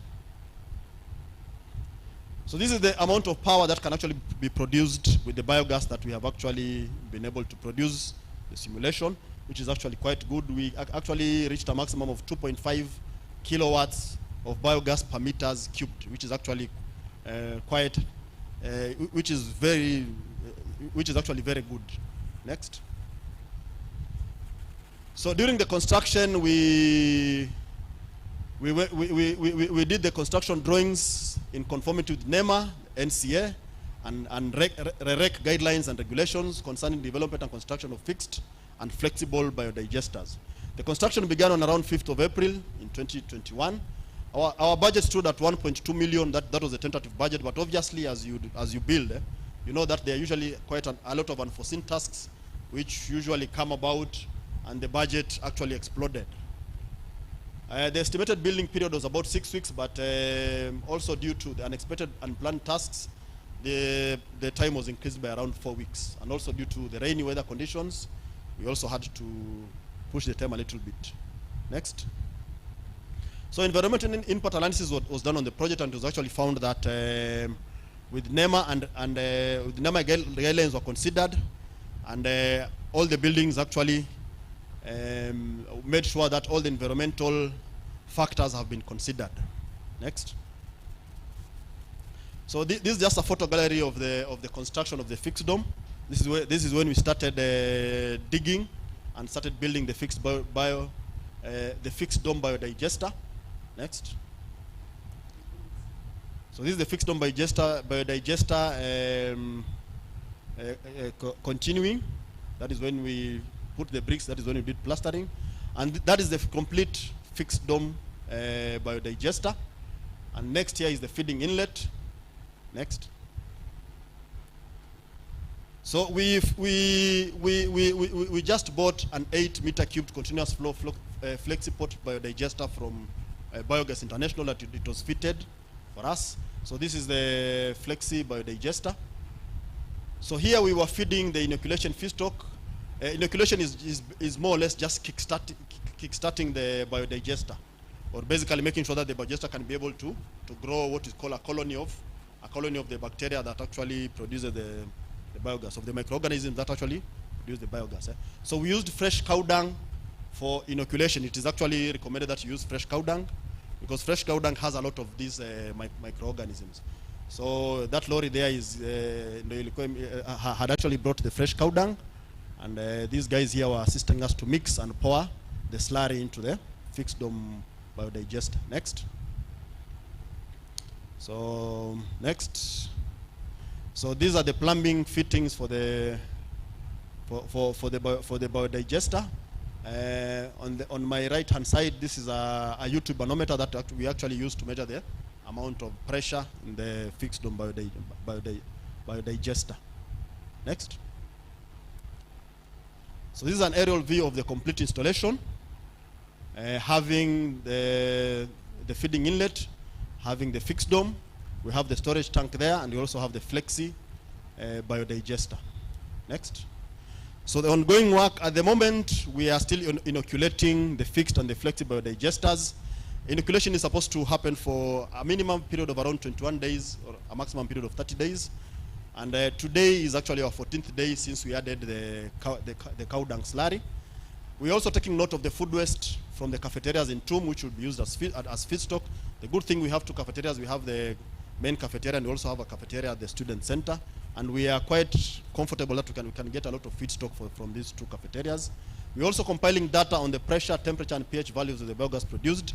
So as the inoculation is actually ongoing, we have begun to get some gas. We have not tested it. We don't know the pH value, and we don't know the amount of methane in it. But we are waiting up to the 30 days, and then now we start doing our lab results on the biogas that we actually produced. And we're also developing the biogas research laboratory. Next. So these are the experimental research experiments on the biogas. So we'll do a methane and other gases ratio. Basically, our main concern is the methane. How much methane can we actually produce in our biogas, especially using food waste? And then we have the carbon and the nitrogen ratio. We have the pH value, the calorific value of the biogas we produce, the volatile and the fatty acid ratios, the moisture content, efficiency of the flexible biogas and the fixed dome, the flexible biodigester and the fixed dome biodigester, the temperature and the feedstock characterization, correlation to production efficiency and efficacy of the biogas. So we want to actually see if the temperatures in Mombasa can actually produce optimal gas, and we also want to see if characterization can actually achieve us to do optimal production. So conclusion. So from the modeling and simulation results, it can actually be noted that the cooking efficiency of the TUM kitchen shall actually increase, and it shall also be economical because we'll actually have reduced the amount of expenses due to the fuels that were actually being used for cooking. And supplementing and complementing the current fuels used with biogas shall reduce the energy expenses by over 60%. Use of biogas shall also promote good health amongst the kitchen workers due to elimination of air pollutants, that is smoke and other fumes, due to the wood fuels. It's recommended that the biogas system be promoted, especially for learning institutions. Next. So appreciation, my first appreciation obviously goes to the REC team, led by Dr. Saulo and Prof. Ionis, for the insistence of developing the center, that is the REC Center, and the technical insight on the project. We also did this project in partnership with Hasselt University. They brought students here, master students, and this team is led by Prof. Difam, and they also assisted us in getting funding for this project. And we also want to thank the supervisor and the technical staff, and we also included around 2 students, IT students, who are actually there to take data for us. And we also are thinking of bringing in more students to actually learn how basically to do experimental results on this system. Next. So I believe I'm finished. Thank you for your attention and listening here. May God bless you. Thank you so much.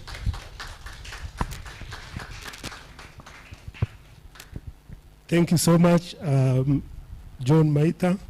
Actually, this project is here in TUM. For those who are here in TUM, you just go behind the kitchen, you'll see it. It is there. It's something real. So and we'll be opening the center tomorrow. The director is already arrived from Greece, so it's a live project. So, so if you have questions, please just note them down, so that we get the second presenter and the third presenter, and then we'll ask our questions after the 3 have presented. So the second presenter, Dr. Budumbula, kindly.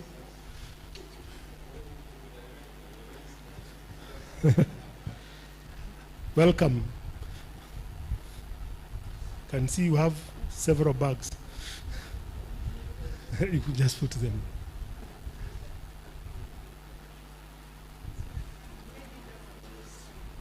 You are welcome. Thank you. 15 minutes. It's okay, thank you. Good morning. I have earned a new name, that I'm Budumula. I'm happy to earn that name, and I also would like to affirm his words. I was surprised to find Kericho rolled in Sweden. I consumed it, and it tastes different. So he wasn't lying. I'm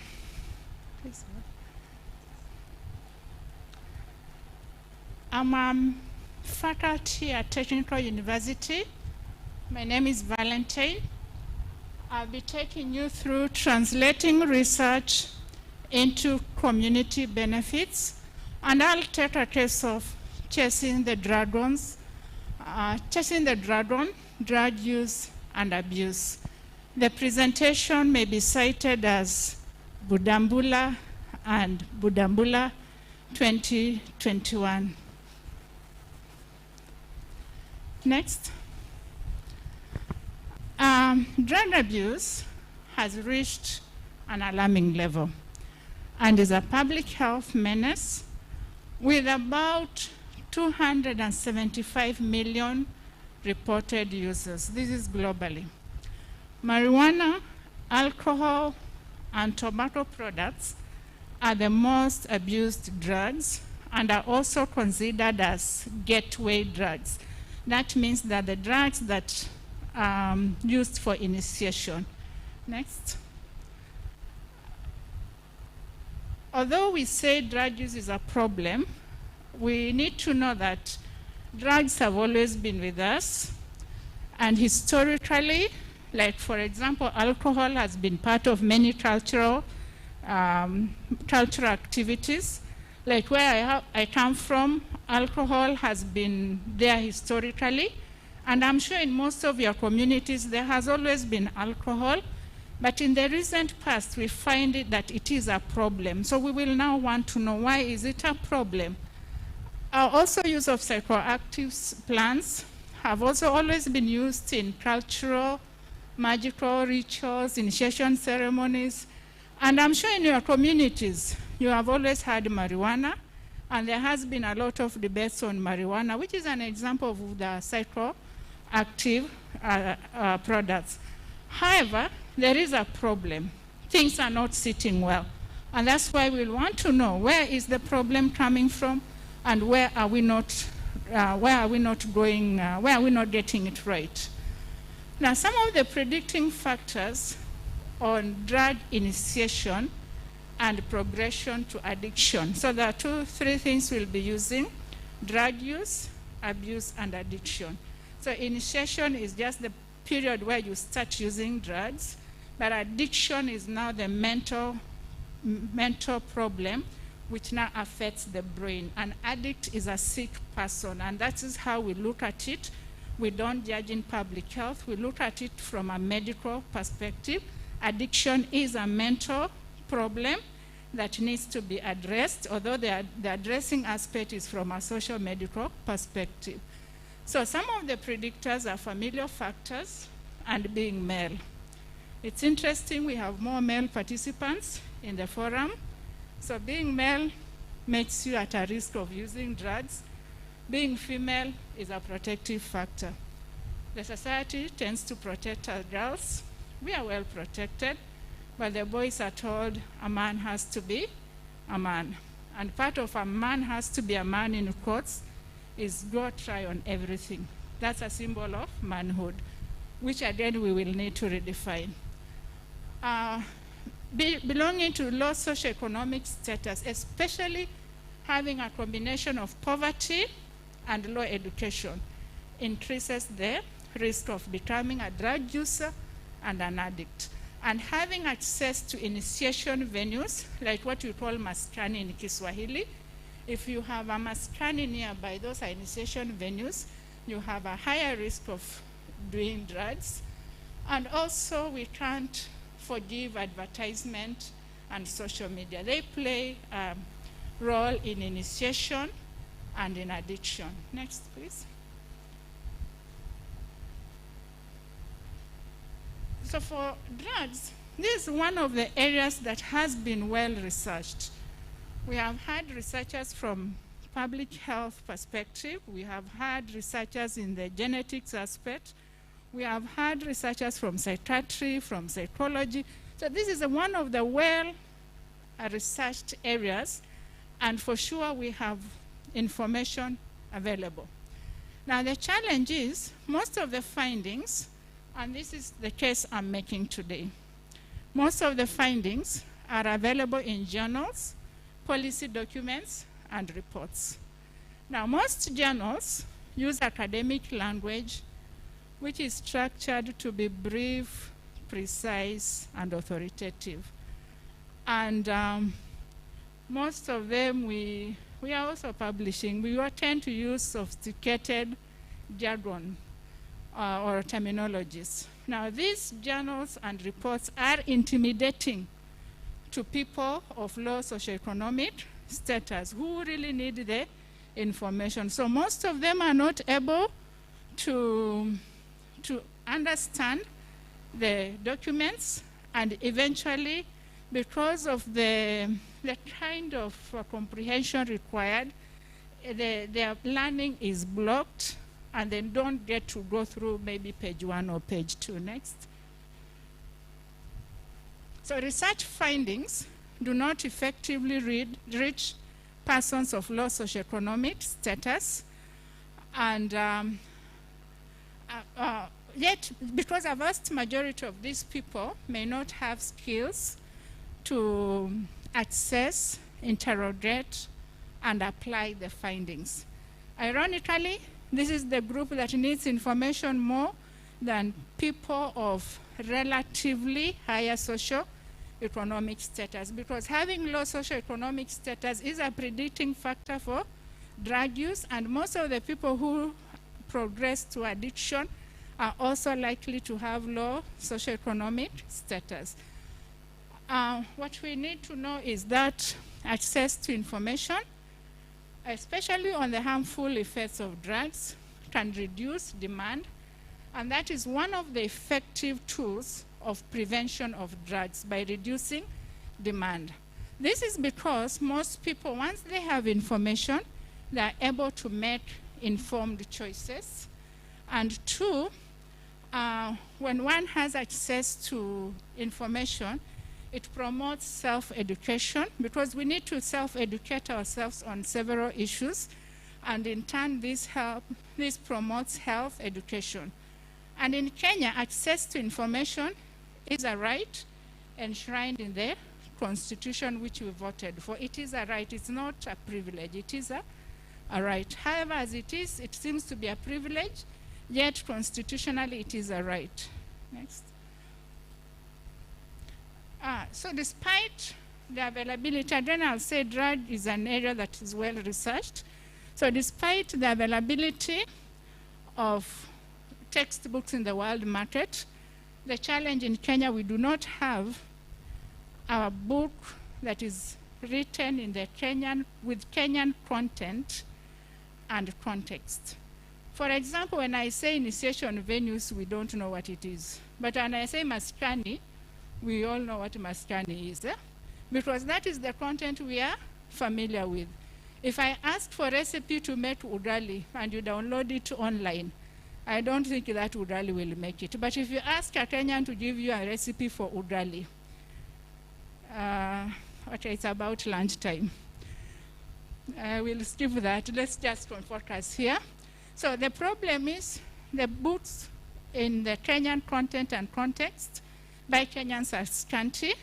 So it is in this context that we used, that's my co-author and I, we used part of my thesis, which was my research work at PhD, part of it, and translated it into a language that can be understood by persons of low socioeconomic status.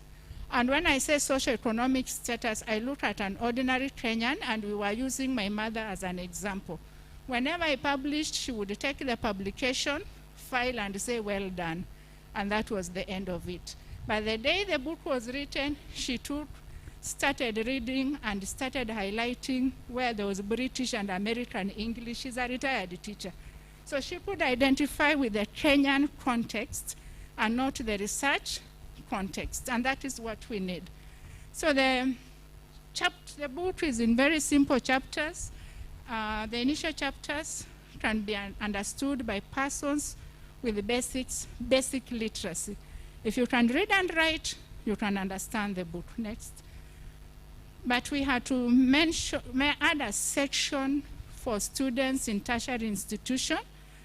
So overall, the book can be read by teachers, parents, guardians, and counselors, as well as religious leaders and any other person who is above 12 years. Next. So the purpose of this presentation is to let you know that yes, we have pioneered writing of a book. We have pioneered translating research work into a language that can easily be understood by other Kenyans of, can I say, average or low socioeconomic status. And our appeal is to the non-academic people that need the information. They need the information to read. But how do they get the information? How will they get the research? For example, today we are going to see good presentation. Today we have already seen excellent presentations, and by Friday we'll have excellent ideas. But will the ideas be able to be translated by the person at the grassroots level? So we appeal to the researchers, and all of us here, we are fellow researchers. If there is a way, can we translate our research into a language that is community friendly, that is less intimidating, that can be read by the people who need the information more? I will even take the example of the biogas. I see it even working in the village schools. Can that research be translated into a village school because they already have the raw materials? So this information can be in written or through spoken word. It doesn't always have to be in written. Next. So to end my work, I'll get poetic, because information can also be poetic. We can translate our research into poems. My name is Drugs, and I'm easily found in your neighborhood. I wreck homes and tear apart relationships. I respect no socioeconomic class. The sorrow I bring is a sight to behold. Dare me, and I will possess you. I will be your guide, role model, and mentor. You will learn to steal, lie, and persevere discomfort for my sake. I will reward you with both infectious and non-infectious diseases. Be assured, I will be right by your side. Hand in hand, we will walk until a rehab or death does us apart. Your faithful companion, Drugs. Thank you. Next slide. That's appreciation to my co-authors. Thank you. Thank you very much, Daktari Valentine. So our last, if you have questions, just write them down, because we'll do a round of questions after the three presenters, as I said earlier. So we are going now to our last presenter for this morning session. And our last presenter is Mariam Swale, being supervised by Professor Laila Abubakar, Daniel Munga, Said Mwaguni, and Eric Okuku. Mariam. So we'll give you 15 minutes, and then we'll have time for discussion. Karibu. Sorry.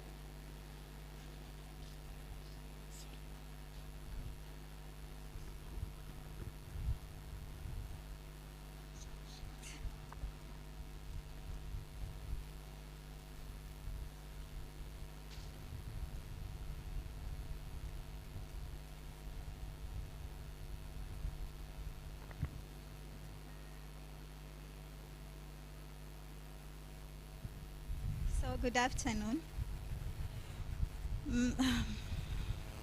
My name is Mariam Swale. I'm from the Department of Pure and Applied Sciences. I'm a PhD student there, and I'm working with Professor Leila Abubakar, Professor Said Mwaguni, Dr. Daniel Munga, and Dr. Okuku from Kenya Marine and Fisheries. So, my work is on potential of marine microalgae in wastewater treatment and production of biomass. Next. So, why do we need to treat wastewater? We already know, like, in Kenya there's a lot of, there's a facility for wastewater treatment. But currently, in the coast of Kenya, the wastewater treatment is not as effective, meaning that most of the wastewater goes into our oceans untreated. So there's need to come up with a cheaper way and a more natural way of cleaning wastewater. And that is where marine microalgae come in. So what marine microalgae does, it assimilates the nutrients. So when this wastewater goes into our oceans, it has a lot of toxins and a lot of nutrients in form of phosphates and nitrogen, in form of phosphorus and nitrogen.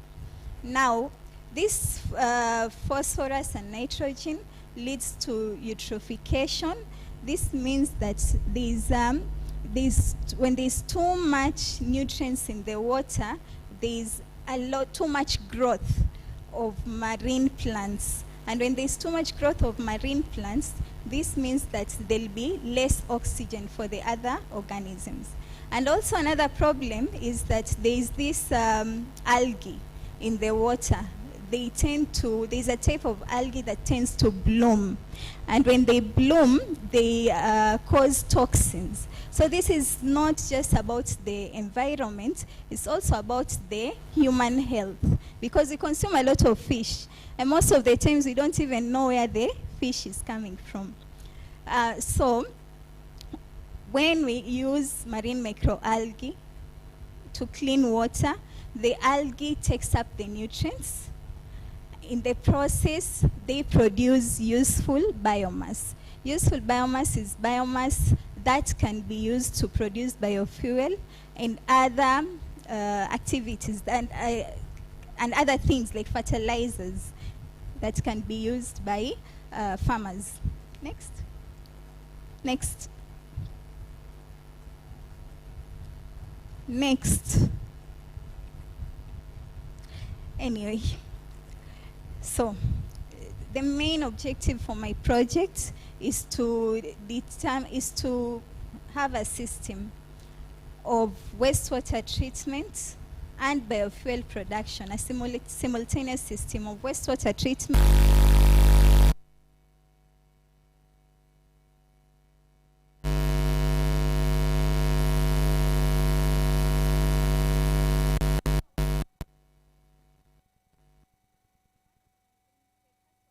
was to go in the coast of Mombasa in the sea to look for different microalgae, to determine what type of microalgae is in the water, and also to identify how much of this microalgae is in the water. Then the next step is to do a bench-scale study, whereby I'll be determining what are the best conditions for culturing, and also to evaluate the amount of nutrients that are going to be removed in the water. Next. So basically, this is what I'm doing. I'm using the microalgae to treat wastewater. Then once the microalgae has grown, I'm going to harvest it and produce and make different things. But specifically for my work is the biofuel. Next. So these are my sampling sites. My sampling sites were Makopa Creek and Chuda Creek, only two. Why I chose those two sampling sites is because those points are where we have wastewater being disposed of. Some of it is treated, some of it is not treated. So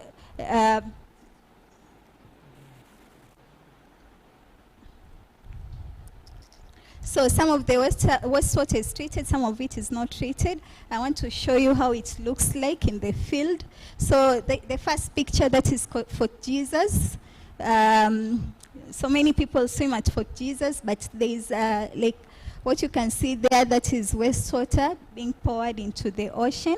And some of the wastewater is treated, some of it is not treated. And this line is this sewage line is at Makopa Creek. So that is where the line is going directly into the ocean. And I want to show you how, when we go for sampling, how the water looks like. The water is, this is seawater. It's not river water, this is seawater. You can see it's we expect seawater to be blue or green, but that is brown, in some cases black. This is because of the discharge of wastewater. So what these people are doing here, these guys are part of my team. So they are sampling the microalgae. So for sampling, there's a special net that we use because microalgae are microscopic. They're very small. So there's a special net that we use. And we specifically chose places where the wastewater is being disposed of because we want to know which type of microalgae can grow in wastewater so that we can cultivate it in our lab. Okay? So in our sampling sites, we found these 4 were the dominant microalgae species. Entomonace, the first one, was from Makopa Creek. By dominant, it means that there are other microalgae, but those ones were the prominent ones, the most available. So then we have Oscillatoria, was found in Coast General, Navicula in Navicula was from Nyali Bridge, and Nisha was found in Fort Jesus. Yes? So this is my lab experiment. So instead of sunlight, we are using fluorescent light to represent the sunlight. And then we cultured in flasks. So the idea is we want to do just 2 things here. To establish best fit conditions at what is the best condition for growing the microalgae. And also at what point or how much of the nutrients are going to be assimilated by this microalgae. So next, so for my experiment, I prepared wastewater from 0 to 60%. And then for each of the samples that I picked, I had, as I've showed you, I had 4 samples. So for each of the sample, I exposed it to wastewater 0 to 60. So I had a total of 16 flasks, okay? For experiments, 16 flasks, yes? So what I was monitoring is the nutrients on the first day and on the last day, to check the nutrients are the phosphates and nitrates, how much of it has been taken in. OD represents optical density. This is the biomass. I was looking at the biomass in form of optical density. How much has it been produced? And I was checking it after every 2 days. And daily, I was monitoring the pH and temperature. So these are my results. So for phosphate assimilation, so experiment one is the samples from Coast General. These are the Oscillatoria, dominated by Oscillatoria. Experiment 2 was dominated by Entomonace, okay? So I'm sure what is you're looking at right now is before the treatment, the amount of phosphates, and after treatment, what remained. So on top there, I've calculated percentage intake. like for the first one, the first experiment, the highest percentage intake was 86.34 at 40% wastewater. Then for this one, it was 100% intake, but what you notice here, the amount is very little, but for this 40 and 60, the intake was much higher, even if it wasn't 100%, but the intake was much higher. While experiment 3 was samples from Nyali Bridge, where the dominant species was the navicula. We can see the same trend, but here at 20%, there's 100% intake. But like for 60, you can see there's a higher amount of nutrients taken. While experiment 4, it didn't do very well, but as you can see from these results, it depends with the species available. So the highest was at 100%, but the amount was very little before. So like this one, where is it? 20% showed more intake compared to the 0. Now this is the assimilation of nitrates. For nitrates, uptake was not as much, or assimilation was not as much as phosphates. So like, so the highest here was 64 for experiment 1, 64.76, the one with oscillatoria. This one was 64.14 at 40%, and the other one was at 60%. And for experiment 3, the same. Like for all of them, okay, you can see a similar trend. 40% wastewater here, 67.6, and then here we have 60% wastewater. So optical density is a measure of biomass, how much of the microalgae was produced after the experiment. So for experiment 1, the one that was dominated by oscillatoria, we can see that at, so this, the colors represents the percentage of wastewater, and yeah, the percentage of wastewater. So you can see at 20% wastewater, there was the highest biomass in experiment 1. With experiment 2, we could not like say a particular one, because you can see like there's an increase for all of them. The one thing you should note that with this microalgae, as the days go by, the biomass decreases, okay? So this could be as a result of the nutrients uptake or reduction of nutrients. So this is experiment 3. We can see that 40% and 60% there. And experiment 4 was at, also experiment 4 is hard to tell, like this is 0% wastewater, but also you can see the others are also very, very high. So I did correlation to see is there any relationship between the nutrients and the biomass being produced. And the highest I got was for experiment 2, where we have the maximum, the dominant species was the entomonace, the samples from Makupa Creek. So 0.94, it means that it has a very positive correlation, meaning that as the nutrients increased, also the nitrates increased, or as the as the nitrates increased, also the biomass also increased, or as the phosphates increased, also the biomass increased. So I told you I monitored pH. So pH generally for all of them, it increased with number of days. Because general, the first one is hard to tell, but for all of them, you can see that. You can see that the pH increased. This could be from literature. They say that when nitrates reduce in the water, the pH also increase because nitrates are acidic. So it could be one of the reasons. So temperature, monitoring temperature was affected majorly by the environment, outside environment. It's cold. It's also cold in our cultures when it's because we could not control the temperature. So that's the trend for all of them. Then, so from my study, I can conclude that these microalgae have a potential of treating wastewater when it comes to the assimilation of nutrients.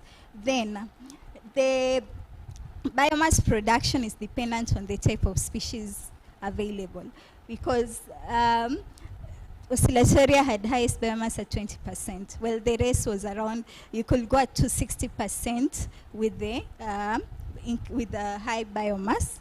Then assimilation of nutrients was also different.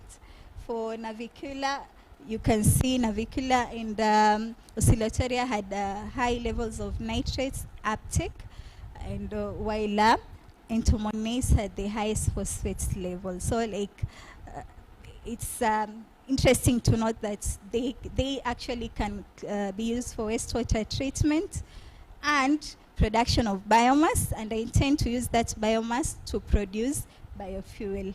So for this work was made possible by NRF, PRI, and I would like to thank Kenya Marine and Fisheries, Technical University staff, the technical staff to be specific, and these guys, Mr. Flander, Macmillan, and Kyoko, are the people who helped me with my work.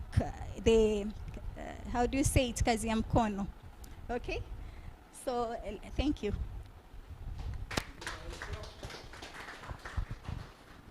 So thank you, Mariam, for that wonderful presentation. So we get to the end of this session. So I would give you an opportunity maybe to ask your question or clarification. You first say your name and maybe where you come from before you ask the question. Yes. Yes, my name is Dr. Anwar Hood from Department of Management Science at TUM. My question goes to the biogas digester. I'm just trying to figure out the economic viability, because now we're being told it is being tested by the cow dung. Now the logistics of transporting the cow dung from whatever is coming from to here, so that has some cost analysis. And again, when you use the cow dung, the slurry that is produced, the waste, is still a very good fertilizer. It can be used. But now I'm thinking about the food waste, which is being used. Maybe what prompted to use the cow dung is maybe it's not sufficient. Two, if it is sufficient, then won't it be more economical? I use the food waste, I sell it as a chicken feed, for example, as opposed to use it, and then ultimately the final waste is just a garbage which cannot be used for feed. Maybe the project will be more ideal to be located where there is animal production, like in a rural setup, where you have easily cow dung, or maybe whatever the byproduct which is produced, if it is foodstuff, if it can be used as a fertilizer. So I'm just thinking in terms of the economic viability, and this is mainly driven on the location. Is it the ideal place to have such a plant in an urban setup, like in this case, university? Thank you. Thank you for the question.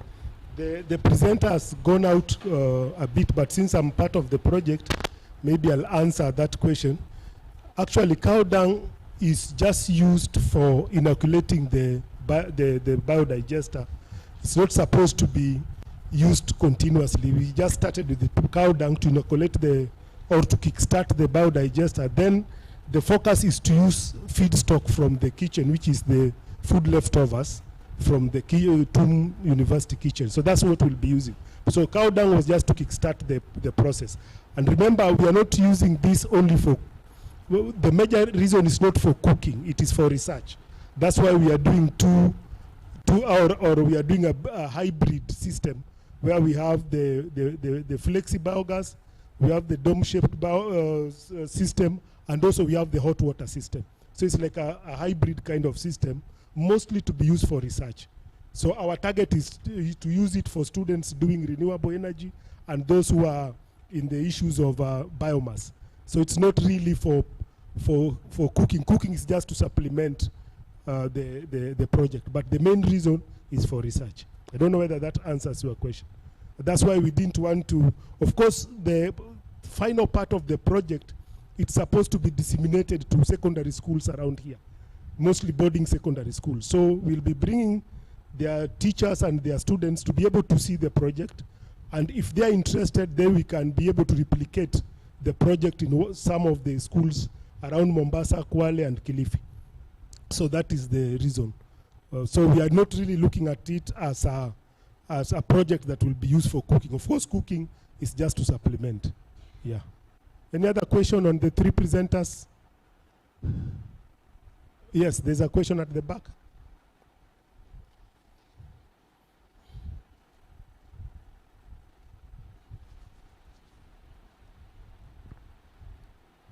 Good afternoon. My name Afternoon. is Joseph from ICI department. I'm not a student of biotechnology, but I'm still wondering the viability of the project that is looking at the chemical content of the food. And will it really be able to manufacture the biogas because of the chemical content of the food, the waste food product? So I'm wondering in that perspective. Yes, a good question. Research has been done and all the food stuff were characterized. All the food that is being used in the kitchen, be it maragwe, be it vegetables, all that was characterized from the initial stage. And all the caloric values were measured. And so when the project was being started, all that had already been taken into account. And even as we talk right now, the plant is already producing biogas. It's only that the pressure is low. By yesterday, the pressure was at 3.5. So that means, that is centimeters. So that means maybe by Saturday or maybe by next week, the pressure will be adequate to be able now to light. So it's a viable project. But as I said earlier, it's mostly for research, not just for cooking. Thank you. Yes. Here, please, a question from this place.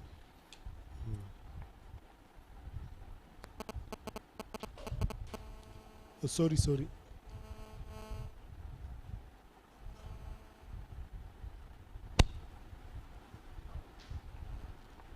My question is for Dr. Valentine. Yes. So I really like her topic, very relevant. And so are your books available or is it ready? And how are you using what you got to fight that problem of drug abuse?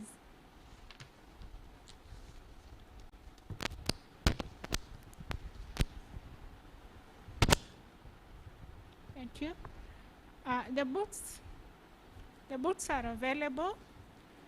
I have donated 2 free copies to the university on short loan, on the short loan section. One is here and the other one is in Lamu campus. I have several hard copies. That one I don't know whether hoarding is allowed, but you will get a copy from me. I have several hard copies around here, yeah? So after the meeting, utaniona kando. It is only 1,000 shillings. The aim is not to make a lot of money from it, but if you buy from Amazon, the book is on Amazon, you'll buy it at 3,000 shillings. That is where we make profit.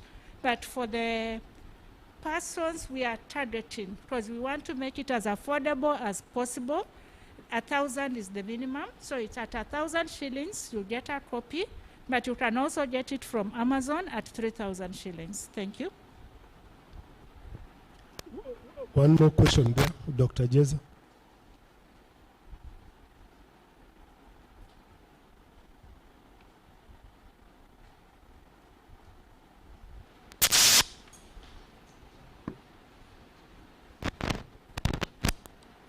Good afternoon. Afternoon. My question goes to Dr. Budambula. That was a very good presentation, Doc. And I just wanted to make an observation. I've always noticed that those that, actually most people from Hollywood, the super rich people, tend to become drug addicts. And that also cascades to their children. There's a number of examples that are available. Can you comment on this, Dr. Ari? Microphone.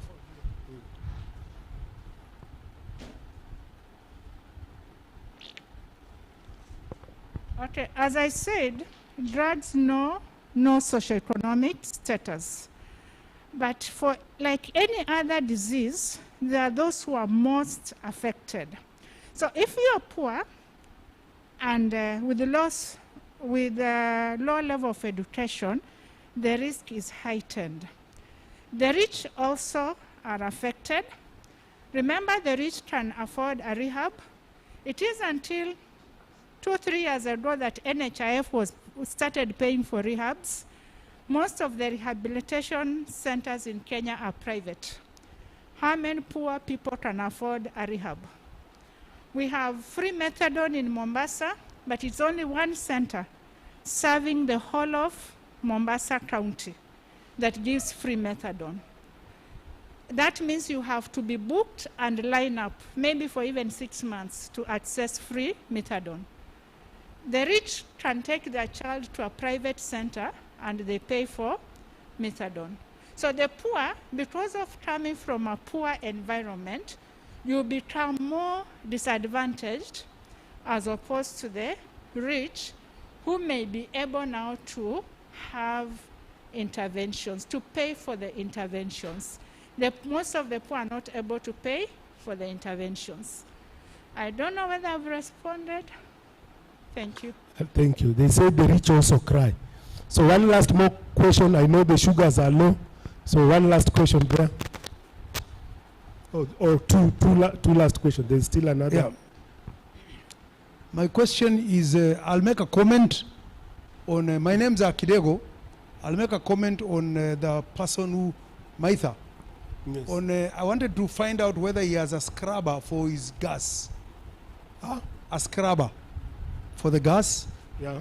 So if he does not have one, probably he needs to include it so that the gas he gets might be cleaned of any other impurities before he starts using it. The scrubber is there. Yeah, the scrubber is there. Yes. Okay.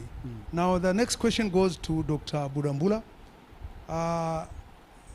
You did a wonderful presentation, but what was missing are the triggers, because personally I have a feeling that rehab centers are actually out to make money, because I don't know whether you have any data, but most of the people who come out of rehab, actually they relapse again. And the reason is rehabs probably don't address the triggers that cause the addiction, or rather the cause for the drug abuse. And probably that's why my colleague here asked a question about people like being in Hollywood, going into drugs, literally, because now what are these triggers? Probably we need to identify those triggers so that the triggers can actually be addressed. And if we have any data about success rate for rehabs, probably you can enlighten us on that. Thank you. You want to answer that? Okay. Let her answer.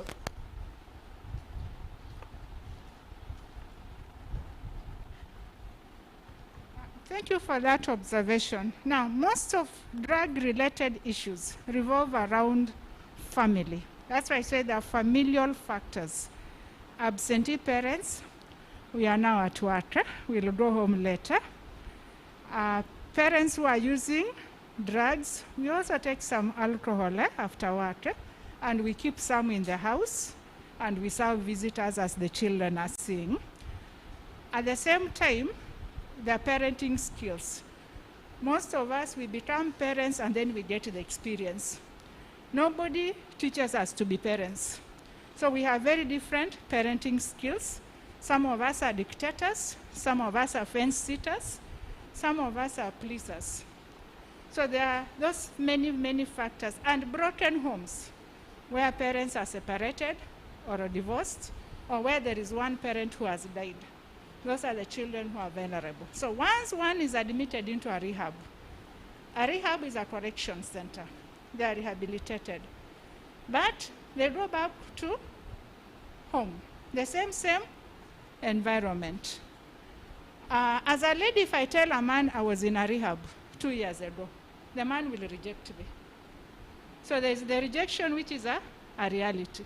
Children who have come from a rehab, they are also rejected. So they will tell your children, don't play with so-and-so's children because they were in a rehab. So they go out of rejection and frustration. They go back to the same company that they loved. Misery loves company, so they go back to the same company of old friends. Good rehabs have programs for families. So if you take your child for a rehab, be ready to undergo rehabilitation as a parent. There has to be family therapy. And once you come out, you might even have to change your neighborhood, because that neighborhood determines whether your child uses drugs or not. Because if it's your neighbor is the peddler, the child has been to a rehab, they come back, they'll still meet the peddler.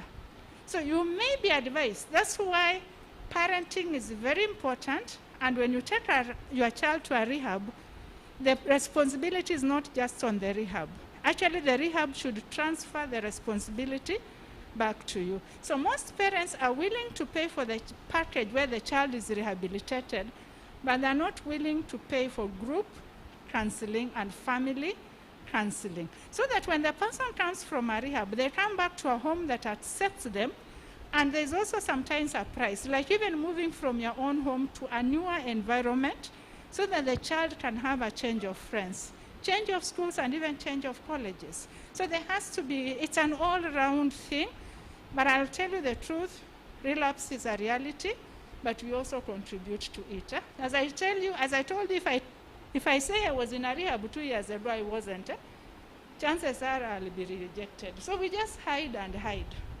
But we need to start reducing the stigma and have the conversation, and I'm happy we are having a conversation. Thank you. Kidego, I suggest during lunchtime you sit next to Valentine so that to continue that discussion. Yes. Huh? Yes. I just wanted to ask, what about genetic factors? Could there be some genetic factors that might predispose someone to drug abuse? That is an area that is ongoing. We call it epigenetics of addiction. Yes, genetics play a role, and that is why men are more predisposed. Don't use it as an excuse. They tend to use alcohol to compensate for the deficiency on a certain gene as form of self-medication. Please don't use this as an excuse because it's a long story. Yeah? But genetics play a role. So knowing your family background, knowing your family drama and issues is very important, and it is still part of the interventions. And we can't change our parents, neither can we change our genes. But we can now learn to moderate the environmental factors around us, because the genetics are influenced by the environmental factors around us. That's why it becomes epigenetics. Thank you. Thank you. Let's hear from Dr. Monari. Yes, so mine is just maybe an extension of the problem as highlighted by Dr. Valentine. She said that one of the main challenges when it comes to access to information or dissemination or research findings, getting to the right people who did that information, is we put it in a language that they cannot be able to comprehend because of the jargons that we use and the way we present the research findings. But now my question comes to the aspect of access to that information.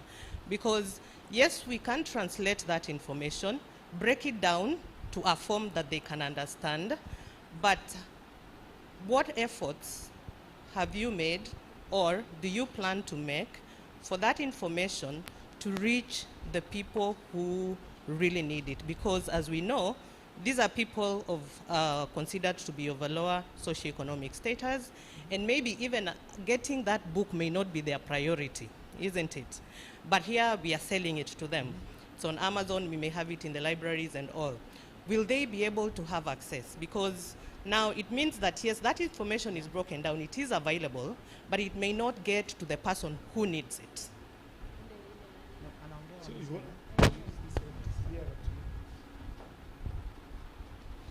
Now, that's a challenge I'd like to throw back to you. We have children we support. We are Africans. Huh? Instead of buying Christmas gifts, can we buy them a book? We have our primary schools, the village schools we went to. I'm a product of a village school, and I have given my village school a few copies. Can you buy a few copies for your village school so that it stays in the school library, and that way it can be accessed? So the change starts with us, because if that child becomes a robber or they do drugs, they will rob you when you visit your village. So the change starts with us. Let's start by empowering the people of low socioeconomic status to access the information. So instead of buying Christmas gifts or in form of clothes, clothes are important, but not the only thing. We can also give a book, and we can donate one to our libraries. So I want us to build libraries, especially back to our village schools, or if you went into an urban setting, your primary school. If we sort out problems at primary school, the students we receive in college will have fewer issues. So our focus should go back to the formative ages of primary schools. Some of you are board of governors. Some of you have close contacts with the MCS. Some of you will be vying for seats. If you are an MCA, you can use some of the vote to buy the books. Or you can lobby your MCA to buy a book for the nearby library. So let us now take responsibility and reach out to the people who are of low socioeconomic status. And for me, my cry is for the primary schools, because if we get the foundation right, by the time they come to college, all we'll have sorted at least some of the problems. Okay. So you still have one more question? For Mariam. Okay. That was a good presentation, Mariam. Thank you very much. And I looked at your graphs, and you only label them as experiment 1, experiment 2. Maybe come up with a system where you can name them in a way that can be slightly clear. But then one of the things I noted, you said you had percentages of wastewater. So that is based on the original water that you pick from the study site, then you dilute it. Yes? Okay, and then you add the microalgae, or what do you do?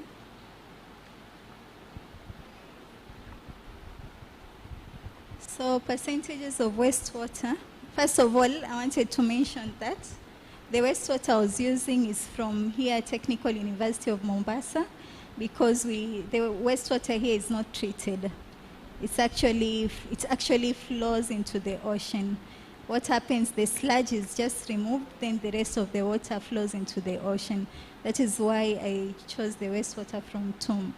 Then percentages of wastewater, now like 60% wastewater, 60% is the wastewater, then 40% is seawater. Because my microalgae are marine, they can't be cultured directly in wastewater because the wastewater is fresh water. It's about the salinity level.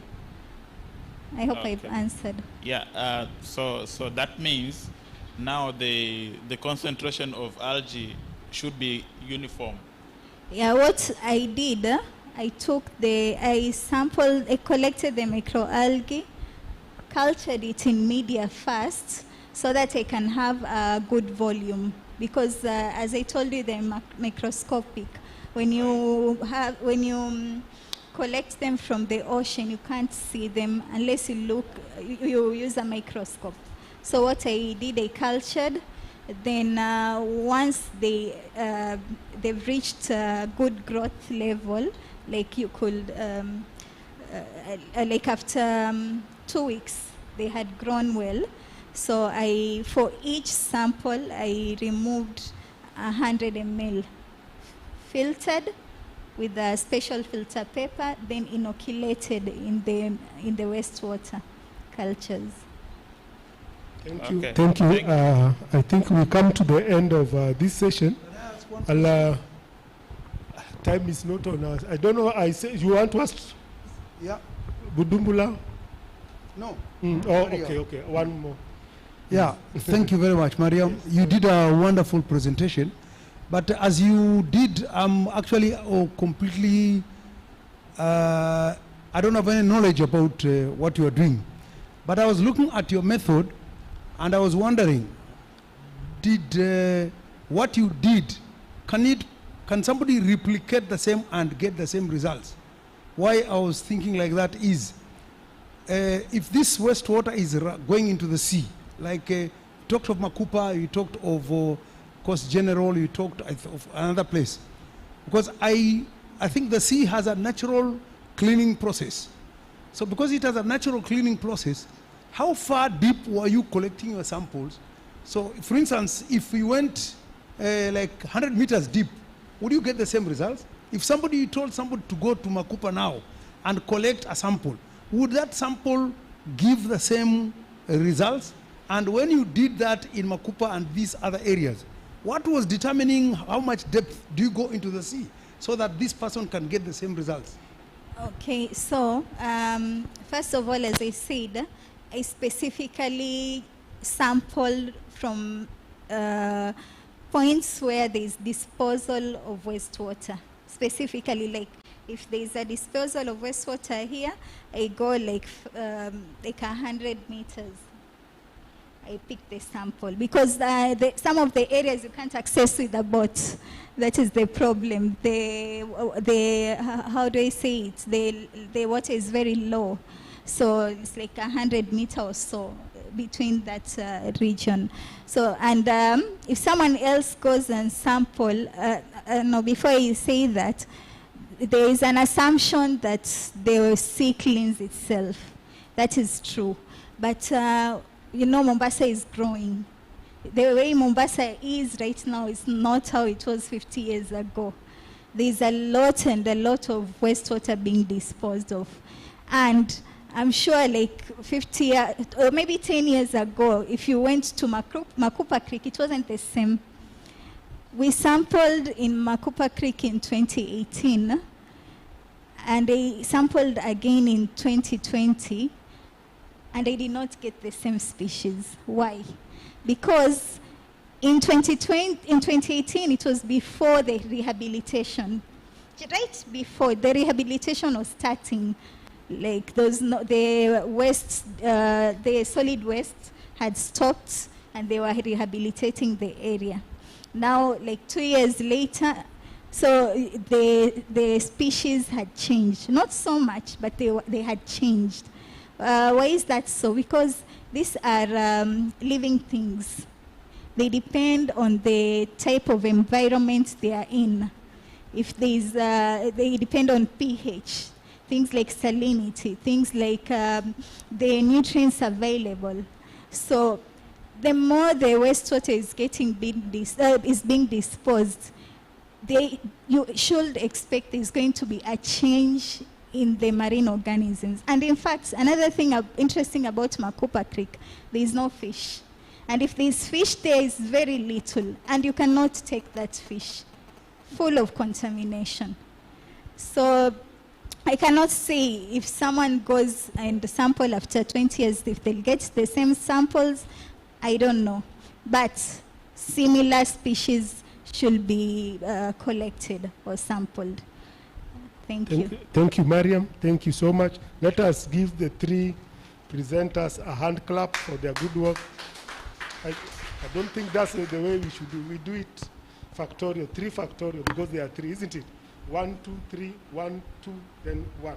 So we start 1, 2, 3, 1, 2, 1. Thank you very much. So lunch is served at the basement. So we are starting off the afternoon session at exactly 2. So I would urge you to go take your lunch and come back. This conference has a total of 67 papers that are supposed to be presented. So there are so many papers if you look at the program.